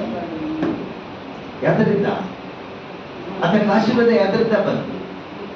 ఆయనకు ఆశీర్వాదం దేని నుంచి వచ్చినది? ಆತನು ನಂಬಿದ ದೇವರ ವಾಗ್ದಾನ ಮೇಲೆ ನಂಬಿಕೆ ಇಟ್ಟರಿಂದ, ಭರವಸೆ ಇಟ್ಟಿರೋದ್ರಿಂದ, దేవుని వాగ్దానం పైన నమ్మకాన్ని పెట్టినందుకై ಆ ನಂಬಿಕೆಯು, ఆ నమ్మకము ಆ ವಾಗ್ದಾನವನ್ನು ನೆರವೇರಿಸಿ, ఆ వాగ్దానాన్ని నెరవేర్చి ಆಶೀರ್ವಾದವನ್ನು ತಂದಿತು. ఆశీర్వాదాన్ని తెచ్చినది. ಆ ಆಶೀರ್ವಾದವು ఆ ఆశీర్వాదము ಅಬ್ರಾಮನನ್ನು ದೇಶಗಳಿಗೆ ತಂದೆಯಾಗಿ ಕರೆಯಲ್ಪಟ್ಟರು. అబ్రహాము దేశములకు తండ్రిగా పిలువబడి ఉన్నాడు. ಹಲ್ಲೆಲೂಯಾ. హల్లెలూయా Hallelujah. హల్లెలూయా ನಮ್ಮ ನಂಬಿಕೆ ಯಾವುದ್ರ ಮೇಲೆ ಇದೆ? మన నమ్మకం దేనిపైన ఉన్నది? ನಮ್ಮ ನಂಬಿಕೆ ಯಾವುದ್ರ ಮೇಲೆ ಇದೆ? మన నమ్మకం దేనిపైన ఉన్నది? Faith in Abraham. ಅಬ್ರಹಾಮ ಇಟ್ಟಂತ ನಂಬಿಕೆಯ, అబ్రహాం పెట్టిన నమ్మకమా? ಕಣ್ಣಿಗೆ ಕಾಣಲದನ್ನು ಆಗುತ್ತೆ ಅಂತ ನಂಬಿಕೆಯ ಕಣ್ಣಿಗೆ ಕಾಣದನ್ನು ನಂಬೋದು ಆಗುತ್ತದೆ ಅಂತೇಳಿ ನಂಬುವಂತ ನಂಬಿಕೆಯ. కంటికి కనబడిన దానిని జరుగునని నమ్మటమే నమ్మకము. ಇದೆಲ್ಲ ನಮ್ಮ ನಂಬಿಕೆ ಎಂತದಿದೆ? మన నమ్మకం ఎలాగున్నది? ಕಣ್ಣಿಗೆ ಕಾಣೋದನ್ನೆಲ್ಲ ನಂಬುತ್ತಾ ಇದ್ದೇವಾ?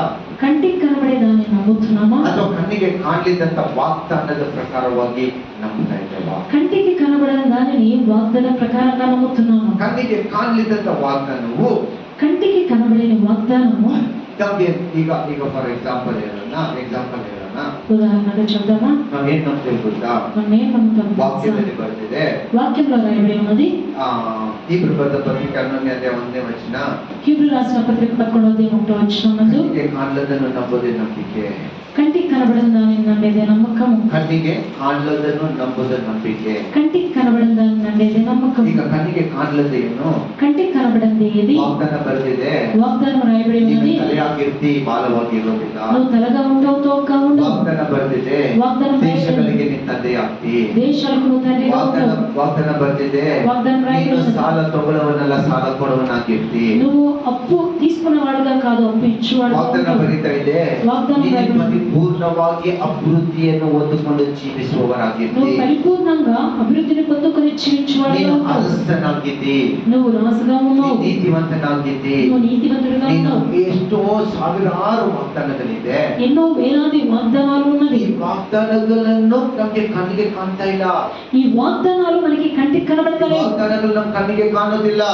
ఈ వాగ్దానాలు మనకి కంటికి ಆದ್ರೆ ಈ కనబడవు. ವಾಗ್ದಾನವನ್ನು ನಂಬಿ, ఈ వాగ్దానాలు నమ్మి, ಹೇಳಿದವನ್ನ ನಂಬಿ, చెప్పిన వాడిని నమ్మి, ಅದರ ಮೇಲೆ ಭರವಸೆ ಇಡುವಾಗ దానిపైన నమ్మకాన్ని ಏನು పెట్టినప్పుడు ಕಾಣ್ತಾ ಇಲ್ಲವೋ నీకు ఏదైతే కనబడతలేదో ಅದು ನೆರವೇರ್ತದೆ. అది నెరవేరును. ಅದೇ ನಿನ್ನ ನಂಬಿಕೆ. అదే నీ నమ్మకం. ಆದಿಕಾಂಡದ 1ನೇ ಅಧ್ಯಾಯಕ್ಕೆ ನೀವು ಬಂದರೆ, ఆదికాండం 1వ అధ్యాయానికి వస్తే ಅಲ್ಲಿ ಏನೂ ಇರ್ಲಿಲ್ಲ, అక్కడ ఏమీ లేదు. ಏನೂ ಇರ್ಲಿಲ್ಲ, ಭೂಮಿ ಶೂನ್ಯವಾಗಿತ್ತು. అక్కడ ఏమీ లేదు, భూమి ಈಗ శూన్యంగా ఉంది. ದೇವರು ಬಂದು ಮಾತನಾಡಿದ್ದನು, దేవుడు వచ్చి మాట్లాడినాడు. ಸೂರ್ಯವು ಉಂಟಾಗ್ಲಿ, ಚಂದ್ರವು ಉಂಟಾಗ್ಲಿ ಅಂದನು, సూర్యుడు కలుగుగాక, చంద్రుడు ಬೆಳಕು కలుగుగాక, ಬರಲಿ ಅಂದನು, వెలుగు కలుగుగాక అన్నాడు. ಬೆಳಕು ಬಂತು. వెలుగు ಈಗ కలిగినది. ಹೇಳ್ತೀನಿ ಕೇಳಿಸಿಕೊಳ್ಳ್ರಿ. చెప్తున్నాను వినండి. ಅಂದ್ರೆ ಆ ಭೂಮಿ ಮೇಲೆ ಇಲ್ಲಿದ್ದನ್ನು ದೇವರು ಮಾಡ್ಲಿಲ್ಲ, ఆ భూమి మీద లేని దానిని దేవుడు చేయలేదు. చేయలేదు. ಅದು ಇತ್ತು, అయితే ಅಲ್ಲಿ ఉన్నది, ಕಾಣಲಿಲ್ಲ. అయితే కనబడలేదు. ಅಲ್ಲಿ ಇತ್ತು, అక్కడ ఉన్నది, ಕಾಣಲಿಲ್ಲ. కనబడలేదు. ಯೇಸು ಕ್ರಿಸ್ತನು ಹೇಳಿದ್ದು ನಾನೇ ಬೆಳಕಾಗಿದ್ದೀನಿ ಅಂತ ಹೇಳಿ. యేసుక్రీస్తు అన్నాడు, నేను వెలుగై ఉన్నాను ಆ అని. ಬೆಳಕು ಈ ಲೋಕದಲ್ಲಿ ಇದೆ. ఆ వెలుగు ఈ ಆ లోకంలో ఉన్నది. ಸಮಯದಲ್ಲಿ ಕತ್ತಲೆ ಇತ್ತು. ఆ సమయంలో ಈಗ ಯೇಸು చీకటి ಕ್ರಿಸ್ತನು ఉన్నది. ಬೆಳಕಾಗಿರುವವನು ಬಂದು ಮಾತನಾಡಿದನು, యేసుక్రీస్తు వెలుగై ఉంటున్నవాడు వచ్చి ಅಲ್ಲಿ మాట్లాడినాడు. ಬೆಳಕು ಬಂತು. అక్కడ వెలుగు ಅದು కలిగినది. ಬೆಳಕು ಇರ್ಲಿಲ್ಲ ಅಂತಲ್ಲ, అక్కడ వెలుగు లేదని కాదు, ಕ್ರಿಸ್ತನಲ್ಲಿ ಬೆಳಕಿತ್ತು.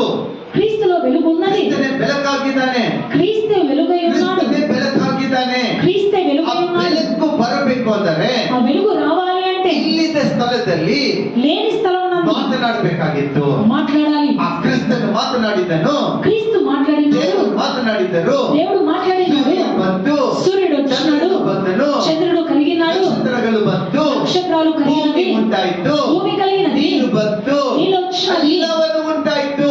అన్ని కలిగినవి. ಎಲ್ಲವೂ ఇవన్నీ ಇಲ್ಲಿದಲ್ಲ, లేనివి కాదు, ಇಲ್ಲಿದಲ್ಲ, ಎಲ್ಲವೂ ಇರೋದೆ. అన్ని ఉన్నవి. ನಮಗೆ ಕಣ್ಣಿಗೆ ಕಾಣೋದನ್ನು ನಾವು ನಂಬುವಾಗ అయితే మన కంటికి కనబడిన దానిని మనం నమ్మినప్పుడు ದೇವರು ಸೃಷ್ಟಿ ಮಾಡ್ತಾನೆ.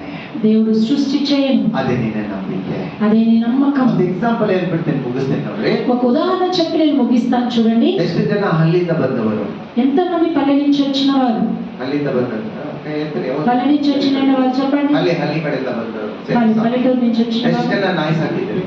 ఎంతమంది ನಾಯಿ ಸಾಕಿದ್ದವ್ರು, ನಾಯಿ ಸಾಕಿದ್ದವ್ರು. కుక్కను సాకిండే వాళ్ళు? Very good, very good. Reddy ಒಂದು ಸಾಕಿದ್ರು. ಮನೆಯಲ್ಲಿ ಏನ್ ಮಾಡ್ತಾರೆ ಗೊತ್ತಾ? ఇంట్లో ఏం చేస్తారు తెలుసా?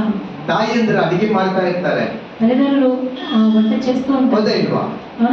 ತಾಯಿ ಅಡಿಗೆ ಮಾಡ್ತಾ ಇರುವಾಗ వంట చేస్తున్నప్పుడు ಸಡನ್ ಆಗಿ ಏನ್ ಮಾಡ್ತಾರೆ ಗೊತ್ತಾ, ನಾಯಿ ಸರಿತಾ ಇಲ್ಲ, కుక్కని పిలుస్తారు, ಕರೀತಾರೆ. ಅಲ್ಲಿ ನಾಯಿ ಇರೋದಿಲ್ಲ, అక్కడ కుక్క ఉండదు. ನಾಯಿ ಎಲ್ಲೇ ಹೋಗಿರುತ್ತೆ, ಹೋಗಿ ಮಲಗಿರುತ್ತೆ, ಎಲ್ಲೇ ಹೋಗಿರುತ್ತೆ. కుక్క ఎక్కడికో ಇವ್ರು ಅಡಿಗೆ ಮನೆಯಲ್ಲಿ ಅಡಿಗೆ ಮಾಡ್ತಾ ಇರ್ತಾರೆ. వంట ఇంట్లో ಎದೆ ನಾಯಿ ಕೊಡ್ಬೇಕಂತ ಲುಚ್ಚು ಚೆಲ್ಲಾಗ ನಾಯಿ ಓಡ್ಕೊಂಡು ಬರುತ್ತೆ. ಅಂದ್ರೆ ಅವ್ರಿಗೆ ಗುರ್ತು ನಾಯಿ ಇದೆ, ಆದ್ರೆ ಎಲ್ಲೋ ಇದೆ. వాళ్ళకి తెలుసు కుక్క ఉంది, అది ఎక్కడో ఉంది అని. ಆದ್ರೆ ನಾಯಿ ಇದೆ, ಸದ್ಯಕ್ಕೆ ಅವ್ರ ಕಣ್ಣು ಮುಂದೆ ನಾಯಿ ಇಲ್ಲ. అయితే పరిస్థితికి కుక్క కంటి ముందర ಈಗ లేదు. ನಾಯಿ ಬರ್ಬೇಕಾದ್ರೆ ನಾಯಿನ ಕರಿಬೇಕು. ఇప్పుడు కుక్క రావాలంటే కుక్కను పిలవాలి. ದೇವರು ವಾಗ್ದಾನ ಮಾಡಿದ್ದಾರೆ, దేవుడు వాగ్దానం ಈ చేస్తున్నాడు. ವಾಗ್ದಾನಗಳು ನಿಮ್ಮ ಜೀವಿತದಲ್ಲಿ ನೆರವೇರಬೇಕಾದ್ರೆ ನೀವು ಕರಿಬೇಕು ಅದನ್ನು. నీవు ఈ వాగ్దానాలు నీ జీవితం నందు నెరవేరాలంటే దాన్ని పిలవాలి. ದೇವರು ಹೇಳಿದ ನೀನು ಆಶೀರ್ವದಿಸಲ್ಪಟ್ಟಿದ್ರೆ ನಾನು ಆಶೀರ್ವದಿಸಲ್ಪಟ್ಟಿದ್ದೀನಿ, ಈ ಆಶೀರ್ವಾದ ನನಗೆ ಬರಬೇಕು ಅಂತ ನೀನು ಕರಿಬೇಕು. దేవుడు చెప్పినాడు నువ్వు ఆశీర్వదింపబడి ఉన్నావు అని. నువ్వు ఆశీర్వదింపబడాలి అంటే నువ్వు పిలవాలి. ಅದೇ ನಂಬಿಕೆ, అదే నమ్మకము. ಯಾಕಂದ್ರೆ ಕಣ್ಣಿಗೆ ಕಾಣೋದಿಲ್ಲ, ఎందుకంటే నీ ಅಂತ కంటికి ನಂಬಿಕೆ కనబడదు. ಅಂತ ಆಶೀರ್ವಾದ ಇಲ್ಲ ಅಂತಲ್ಲ, అయితే ఆశీర్వాదం లేదని కాదు, ಆಶೀರ್ವಾದ ಇದೆ. ఆశీర్వాదం ఉన్నది. ಆಶೀರ್ವಾದ ఇదే ఆశీర్వాదం. ಮಾತನಾಡಿದ್ದಾರೆ, ఇది దేవుడు మాట్లాడిన మాట. ಜೀವಿತ ಅಭಿವೃದ್ಧಿ ಆಗುತ್ತದೆ ಅಂತ ಹೇಳಿದ್ದಾರೆ. నీ జీవితం అభివృద్ధి పొందుకొనును అంటే ಕಾಣ್ಲಿಕ್ಕಿಲ್ಲ, అది కనబడడానికి లేదు. ನೀನು ಕರೆಯುವಾಗ అయితే నువ్వు పిలిచినప్పుడు ವಾಗ್ದಾನ ಜೀವಿತವಾಗಿ ನಿನ್ನ ಒಳಗಡೆ ಬರ್ತದೆ. అది వాగ్దానం జీవితం నందు వచ్చును. ಅಶೋಕ್ ನಿನ್ನ ಜೀವಿತದಲ್ಲಿ అశోక్ జీవితం నందు 6ನೇ ವಾರ ನಿನ್ನ ನೋಡಿಕ್ಕೆ ನಿನಗೆ ಹೆಣ್ಣು ಬರುತ್ತೆ, ಚಿಂತೆ ಮಾಡಬೇಡ. 5వ వారంలోనే ఒక స్త్రీనిక వచ్చును. ನನ್ನ ನಂಬಿಕೆ ವಾಗ್ದಾನ ಇದೆ, ನಾನಲ್ಲ. ఇది నా నమ్మకమైనది, వాగ్దానమైనది. ನೀತಿವಂತನು, పిలిచినవాడు నీతిమంతుడు. ಒಬ್ಬಂಟಿಯಾಗಿ ಇರಬೇಕಂದ್ರೆ ಅವನ ಚಿಂತನಲ್ಲ, ఒంటరిగా ఉండుట ఆయన చిత్తం కాదు. ಜೊತೆಗಾರನಾಗಿ ಮಾಡಬೇಕು, ನಿನ್ ಜೊತೆಗಾರರು ಇರಬೇಕಂದ್ರೆ ದೇವರ ಚಿಂತೆ. ఆయనకి నీకు సహాయకులుగా ఉండాలనేది ఆయన చిత్తం. ಕುರಿತು ಯಾರನ್ನು ಕಳಿಸಬೇಕು ಅಂತ ಹೇಳಿ ఆయనకు తెలుసు ఎవరిని పంపించాలి అని. 6వ వారం నందు నువ్వు సాక్ష్యం చెప్తావు. ఇదే వాగ్దానం. ಕಾಣೋದಿಲ್ಲ, ఇది కంటికి కనబడదు. ಒಬ್ಬರಿದ್ದಾರೆ, అయితే నీకే ఒకటి ఉంది. ಅವರು ದೇವರು ಸಿದ್ಧ ಮಾಡ್ತಾ ಇದ್ದಾರೆ, ఆమె దేవుడు సిద్ధం ಅವರು చేస్తున్నాడు. ನಿನ್ನ ನೋಡ್ಕೊಂಡು ಬರ್ತಾರೆ, ఆమె నేను వెతుక్కొని వచ్చును, ఆమె నీకు సహాయకురాలు. ವಾಗ್ದಾನವು ఇదే నీ వాగ్దానం. ಅಬ್ರಹಾಂ ಜೀವಿತ ಇದೆ, అబ్రహాం జీవితం ఇదే. ಇದೇ ನಂಬಿಕೆ. ఇదే నమ్మకము. ಈ ನಂಬಿಕೆ ನಾವು ಪಡ್ಕೋಬೇಕು. ఈ నమ్మకాన్ని మనం పొందుకోవాలి. ಇದು ನಂಬಿಕೆ ನಾವು ನಂಬದೆ ಹೋದರೆ ఈ నమ్మకాన్ని మనం నమ్మకపోతే ಖಂಡಿತವಾಗಿ ದೇವರ ವಾಗ್ದಾನವು ನೆರವೇರೋದಿಲ್ಲ. ఖచ్చితంగా దేవుని వాగ్దానం నెరవేరదు. ಹಲ್ಲೆಲೂಯಾ, హల్లెలూయా. ಜನ అందించుకుందామా? హల్లెలూయా. ఆమేన్, ఆమేన్. ಕಣ್ಣಿಗೆ ಕಾಣೋದನ್ನ ಮಾತ್ರ ನಂಬೇಡ್ರಿ. కంటికి కనబడుతున్న దాన్ని నమ్మద్దండి. ಕಣ್ಣಿಗೆ ಕಾಣೋದೆಲ್ಲ ಮೋಸ, కంటికి కనబడుతున్నదంతయు మోసమే. ಅದೆಲ್ಲ ತಾತ್ಕಾಲಿಕವಾಗಿ, అవన్నీ తాత్కాలిక మాత్రం. ಸುಂದರವಾಗಿ ಇರುತ್ತದೆ, అది సుందరంగా ఉంటుంది, ಸಮಯ ಮಾತ್ರ. అది కొద్ది సమయం మాత్రమే. ಕಣ್ಣಿಗೆ ಕಾಣಲಿದ್ದದ್ದು ಒಂದಿದೆ, కంటికి కనబడింది ఒకటి ఉన్నది. ಸೃಷ್ಟಿಕರ್ತನು సృష్టికర్త ಎಲ್ಲವೂ ಇಟ್ಕೊಳ್ತಾ ಇದ್ದಾನೆ. అన్నిటినీ ఉంచుకొని ఎదురు చూస్తున్నాడు. ನಂಬಿ ನೀವು ಕರೆಯುವಾಗ, ఆయన నమ్మి నువ్వు పిలిచినప్పుడు, ನಂಬಿ ವಾಕ್ಯವನ್ನು ನಂಬಿ ನೀವು ಕರೆಯುವಾಗ, ఆ వాక్యాన్ని నమ్మి నువ్వు పిలిచినప్పుడు, ವಾಕ್ಯವನ್ನು ನಂಬಿ ನೀವು ಪ್ರಕಟಿಸುವಾಗ, ఈ వాక్యాన్ని నమ్మి నువ్వు ప్రకటించినప్పుడు, ನೀನು ಏನ್ ಎದುರು ನೋಡ್ತಾ ಇದೆಯೋ నువ్వు ఏదైతే ఎదురు చూస్తున్నావో ಅದು ಜೀವವಾಗಿ ನಿಮ್ಮ ಕಡೆ ಬರ್ತದೆ. అది జీవంగా నీ చేతికి వచ్చును. ಇದು ದೇವರ ವಾಗ್ದಾನ. ఇదే దేవుని వాగ్దానం. ನಿನ್ನ ನಂಬಿಕೆ, నీ నమ్మకము, ನಂಬಿಕೆ నీ నమ్మకము ನೀತಿವಂತರಾಗಿ ಮಾತ್ರ. నీతిగా మార్చు. ನಾನು ವಚನ కళ్ళు మూసుకుందామా?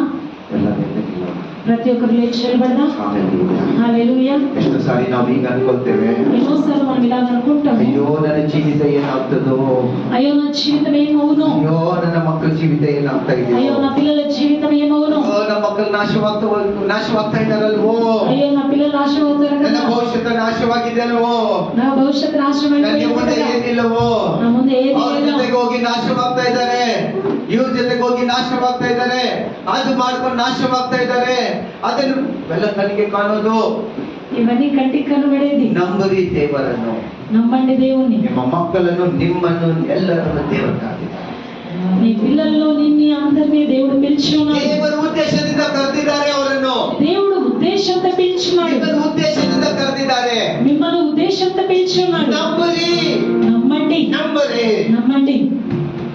సేవకుడాಗಿ ನಾನು ಹೇಳ್ತಾ ಇದ್ದೇನೆ, సేవకుడిగా నేను చెప్తున్నాను, మన జీవితాలు మారుతాయి, నీ జీవితాలు మారు, ಅದ್ಭುತಗಳನ್ನು ಅನುಭವಿಸ್ತೀರಿ.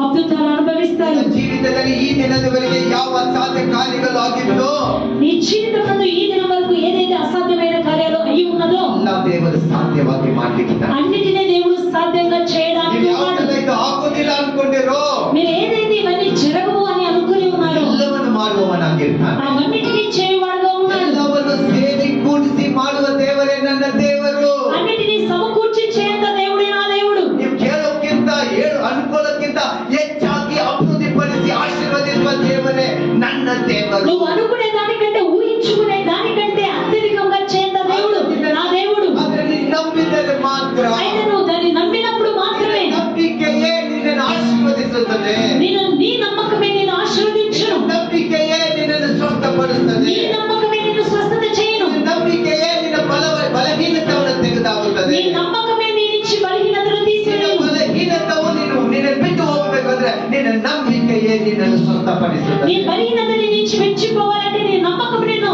స్వస్థత చేయను. ನಿನ್ನ ನಂಬಿಕೆ ಏನಾಗಿದೆ? ఈ రోజు నమ్మకం నీ నమ్మకం ఏమై ನಿನ್ನ ఉన్నది? ನಂಬಿಕೆ ಯಾರ ಮೇಲೆ ಇದೆ? నీ నమ్మకం ఎవరిపైన ఉన్నది? ನಿನ್ನ ನಂಬಿಕೆ ನೀನಾಗಿದೆಯಾ? నీ నమ్మకం నువ్వై ఉన్నావా? ನಿನ್ನ ಪರಿಸ್ಥಿತಿ ಆಗಿದೆಯಾ? నీ పరిస్థితి అయి ఉన్నదా? నీ ಸ್ಥಿತಿಗತಿಗಳಾಗಿದೆಯಾ? స్థితి పరిస్థితి అయి ఉన్నదా? ಅಸಾಧ್ಯ ಕಾರ್ಯಗಳನ್ನು ನೋಡಿಯಾ? అసాధ్య కార్యములు చూస్తున్నావా? ಬಲಹೀನತವಾ? నీ బలహీనతవా? ಮನೆತನವಾ? నీ పేదరికమా? ರೋಗವಾ? నీ రోగమా? ಅಂಧಕಾರ ಶಕ್ತಿಗಳ? అంధకార శక్తుల? ಮಾಟಮಂತ್ರ ಶಕ್ತಿಗಳ? మాటమంత్ర శక్తుల? ಯೇಸು ಕ್ರಿಸ್ತನು ವಾಗ್ದಾನ ಮಾಡಿದ್ದಾನೆ, యేసుక్రీస్తు వాగ్దానం చేసి ఉన్నాడు, ಎಲ್ಲವನ್ನೂ ಮಾಡಿ ಮುಗಿಸಿದ್ದೇನೆ, నేను సమస్తాన్ని చేసి ముగించి ನಾನು ఉన్నాను, ಪುನರುತ್ಥಾನವಾದಂತ ದೇವರು, నేను పునరుత్థానం పొందుకున్న ನಾನು దేవుడిని, ನಿನ್ನ ಜೊತೆಗಿದ್ದೇನೆ, నేను నీతో కూడా ఉన్నాను, ಅಭಿವೃದ್ಧಿಪಡಿಸ್ತೇನೆ, నేను అభివృద్ధి చేస్తాను, ಸ್ವಸ್ಥಪಡಿಸ್ತೇನೆ, స్వస్థత ನಿನ್ನ చేస్తాను, ಬಲಪಡಿಸ್ತೇನೆ, నీకు బలాన్ని ఇస్తాను, ಆಶೀರ್ವದಿಸ್ತೇನೆ. నేను ఆశీర్వదిస్తాను. ನೀನು ಬಾಳಾಗಿಲ್ಲ, ತಲೆಯಾಗಿದಿ. నువ్వు తోకగా లేకుండా చల్లగా ఉంటావు, ಹೊಂದಿದವನು, నువ్వు ఆశీర్వదించబడేవాడు, ಹೊಂದಿದವನು, ನೀನು ಜಯ ಹೊಂದಿದವನು. ನೀನು ಸಾಲ ತಗೊಳ್ಳವನಲ್ಲ, ಸಾಲ ಕೊಡುವನಾಗಿದ್ದಿ. నువ్వు అప్పు తీసుకునేవాడు కాదు, అప్పు ఇచ్చేవాడుగా ఉంటావు. ನೀನು ಆಶೀರ್ವದಿಸಿದ್ದೀನಿ ಅಂತ ಹೇಳಿ ವಾಗ್ದಾನ ಮಾಡ್ತಾ ಇದ್ದಾರೆ. ನಿನ್ನನ್ನು ಆಶೀರ್ವದಿಸಿದ್ದೀನಿ ಅಂತ ಹೇಳ್ತಾ ಇದ್ದಾರೆ. నిన్ను నేను ఆశీర్వదించి ఉన్నాను అని చెప్తున్నాడు. ನೀನು ವಾಗ್ದಾನವನ್ನು ನಂಬುತ್ತೀಯಾ? నువ్వు వాగ్దానాన్ని నమ్ముతావా? ಕ್ರಿಸ್ತನನ್ನು ನಂಬುತ್ತೀಯಾ? నువ్వు క్రీస్తు నమ్ముతావా? ಅಥವಾ ನಿನ್ನ ಪರಿಸ್ಥಿತಿಯನ್ನು ನಂಬುತ್ತೀಯಾ? లేకపోతే నీ పరిస్థితిని నమ్ముతావా? ನಿನ್ನ ಹೃದಯವನ್ನು ನಂಬುತ್ತಾ ಇದೆಯಾ? నీ హృదయాన్ని ನಿನ್ನ నమ్ముతున్నావా? ಆಲೋಚನೆ ನೀನು ನಂಬುತ್ತಾ ಇದೆಯಾ? నీ ఆలోచనను ನಿನ್ನ నమ్ముతున్నావా? ಕಣ್ಣುಗಳನ್ನು ನಂಬುತ್ತಾ ಇದೆಯಾ? నీ కన్నులను నమ్ముతున్నావా? ಅಥವಾ ನಿನ್ನ ದೇವರನ್ನೇ ನಂಬ್ತಾ ಇದೆಯಾ? ನಿನ್ನ ದೇವರನ್ನೇ ನೀನು ನಂಬ್ತಾ ಇದೆಯಾ? నీ దేవుని నమ్ముతున్నావా? ವಾಗ್ದಾನ ಮಾಡಿದ್ದವನು ನೀತಿವಂತನು. వాగ్దానం చేసిన దేవుడు ಆತನು నీతిమంతుడు. ಮನುಷ್ಯನಲ್ಲ ಸುಳ್ಳು ಹೇಳಲಿಕ್ಕೆ. ఆయన మనుషుడు కాదు అబద్ధం ವಾಗ್ದಾನ చెప్పడానికి. ಮಾಡಿದಾನಂದ್ರೆ ವಾಗ್ದಾನ ನೆರವೇರಿಸ್ತಾನೆ. వాగ్దానం చేస్తున్నాడంటే వాగ్దానాన్ని నెరవేరుస్తాడు. ನಿನ್ನ ಆಶೀರ್ವದಿಸ್ತಾನಂದ್ರೆ ಆಶೀರ್ವದಿಸ್ತಾನೆ. నేను ఆశీర్వదిస్తానని చెప్పినప్పుడు ಆಕಾಶ ఆశీర్వదిస్తాడు. ಭೂಮಿ ಅಳಿದು ಹೋದರು, ఆకాశ భూమి ಆತನ గతించిపోయినా ಮಾತು ಮಾತ್ರ ಅಲ್ಲಿ ನೆರವೇರದೆ ಹೋಗೋದಿಲ್ಲ. ఆయన మాట మాత్రం గతించిపోదు. ఆమేన్. హల్లెలూయా. ಯಾವರು ఆయన మాట నమ్మిన ఎవరైనాను, ಆತನ ವಾಕ್ಯವನ್ನು ನಂಬಿದ ಯಾವರು ఆయన వాక్యాన్ని నమ్మిన ఎవరైనాను ಭಿಕ್ಷಗಾರರಾಗಲಿಲ್ಲ. భిక్షకులై లేరు. ఆమేన్. ఆమేన్. ఆమేన్. ಆ ದೇವರನ್ನ అలాంటి దేవుడు నా దేవుడు. ಆ ದೇವರಲ್ಲಿ ನಂಬಿಕೆ ಏನಿದೆ? ఆయన ఆ దేవుడి మీద నీ నమ్మకం ఏమై ఉన్నది? ನಂಬಿಕೆ ಏನಿದೆ? నీ నమ్మకం ఏమై ఉన్నది? ಒಂದು ವೇಳೆ ఒక్కవేళ ನೀನು ಅದರ ಮೇಲೆ, ಆ ನಂಬಿಕೆಯ ಮೇಲೆ ನೀನು ಏನಾದರೂ ಡೌಟ್ ಬಂದಿದ್ದಾರೆ, ఆ నమ్మకం పైన ఏదైనా అపనమ్మకం కలిగి ఉంటే, ನಂಬಿಕೆ ಇದ್ದಿದ್ದಾರೆ, అపనమ్మకాన్ని కలిగి ಒಂದು ఉంటే ಕ್ಷಣ ದೇವರ ಕಡೆಗೆ ఒక్క క్షణం దేవుని దగ్గర అడగండి. ವಾಕ್ಯವನ್ನು ನಂಬದೆ ಓದಿಸುವ దేవాని వాక్యాన్ని నమ్మకపోయినాను, ಕ್ಷಮಿಸು, క్షమించుము, ಕ್ಷಮಿಸು ನನ್ನನ್ನು. క్షమించుమని ಒಂದು ಸಾರಿ ನೀನು ಬಾಯಿಗಳನ್ನು ఒకే ఒక్కసారి నేను నోరు తెరిచి మాట్లాడు. ಕ್ಷಮಿಸಲಿಕ್ಕೆ ಕಾಯ್ತಾ ಇದ್ದಾನೆ. దేవుడు నిన్ను క్షమించడానికి ఎదురు ಒಂದು చూస్తున్నాడు. ಮಾತು ದೇವನ ಕ್ಷಮಿಸು ಅಂತ ಹೇಳಿ. ఒక్క మాట దేవా నన్ను క్షమించు. ನಂಬದೆ ಓದೆ ಸ್ವಾಮಿ, నేను నమ్మకపోయినాను దేవా, ನಂಬದೆ ಓದೆ ಸ್ವಾಮಿ, నేను నమ్మకపోయినాను. ಕ್ಷಮಿಸು. ಒಂದು ಮಾತು ఒక్క మాట నన్ను క్షమించు. ಒಂದು ನಿಮಿಷ ఒక్క నిమిషం. ನಂಬಿದಾಗೆ ನಾವು ನಿಮ್ಮ ಮಾತನ್ನು ನಂಬುತ್ತೇವೆ. అబ్రహాము నమ్మినట్టుగా నీ మాటను మేము నమ్ముతున్నాము. ಇಲ್ಲಿಂದ ಇರೋದ ಹಾಗೆ ನಾನು ಮಾತನಾಡ್ತಾ ಇದ್ದೇನೆ ಸ್ವಾಮಿ. లేని దానిని ఉన్నట్టుగా మేము పిలుస్తున్నాము ಈ దేవా. ಸಭೆ 100% ಜನರು 100% ಆಶೀರ್ವಾದ ಆಶೀರ್ವಾದವನ್ನು ಬರ್ತಾ ಇದೆ ಅಂತ ನಾವು ನಂಬುತ್ತಾ ಇದ್ದೇವೆ. ಈ ಸಂಘವು 100% ವಸ್ತುಗಳನ್ನು ಈಗ ಅದ್ಭುತವಾಗಿ ಜನರು ಆಶೀರ್ವದಿಸಲ್ಪಡ್ತಾರೆ ಅಂತ ನಾವು ನಂಬುತ್ತಾ ಇದ್ದೇವೆ. ఇంకా అద్భుతంగా ఈ ಜನರು ಆಶೀರ್ವದಿಸಲ್ಪಡ್ತಾರೆ ಅಂತ నేను ನೀವು ನಂಬುತ್ತೇನೆ. ಜೀವಿತದಲ್ಲಿ ಈ ಒಂದಿನದವರೆಗೆ ಯಾವೆಲ್ಲ ಸಾಧ್ಯವಾಗಿತ್ತೋ ಅದನ್ನು ಸಾಧ್ಯವಾಗಿ ಮಾಡಿಬಿಟ್ಟಿದೆ ಅಂತ ನೀವು ನಂಬುತ್ತಾ ಇದ್ದೇವೆ. ఇంతవరకు నీ జీవితంలో ఏదైతే అసాధ్యంగా ఉన్నదో అది సాధ్యంగా నువ్వు మార్చినవని నేను నమ్ముతున్నాను. ಮಾಡಿದ್ದಕ್ಕಾಗಿ ವಂದನೆ. చేసినందుకై నీకు వందనాలు. ಘನತ ಮಹಿಮೆ ನಿನ್ನ ಒಬ್ಬನಿಗೆ ಸಲ್ಲಿಸ್ತೇನೆ. ప్రతి ఒక్క మహిమ ఘనత నీకు మాత్రమే ಯೇಸು ನಾಮದಲ್ಲಿ ಪ್ರಾರ್ಥಿಸಿ ಬೇಡಿ ಹೊಂದಿದ್ದೇವೆ ತಂದೆ. యేసు నామమునందు ప్రార్థించి వేడుచున్నాము తండ్రి. ತಂದೆಯಾದ ದೇವರ ಪ್ರೀತಿಯು ಯೇಸು ಕ್ರಿಸ್ತನ ಕೃಪೆಯು ಪರಿಶುದ್ಧಾತ್ಮನ ಅನಿತ್ಯವು ಸಮಸ್ಯವು ಇಲ್ಲಿ ಸೇರಿ ಬಂದ ಪ್ರತಿಯೊಬ್ಬರ ಜೊತೆಗೆಯೂ ಇವಾಗಲೂ ಯಾವಾಗಲೂ ಎಂದೆಂದಿಗೂ ದೇವರ ವಾಗ್ದಾನ ನಿಮ್ಮ ಜೊತೆಗೆ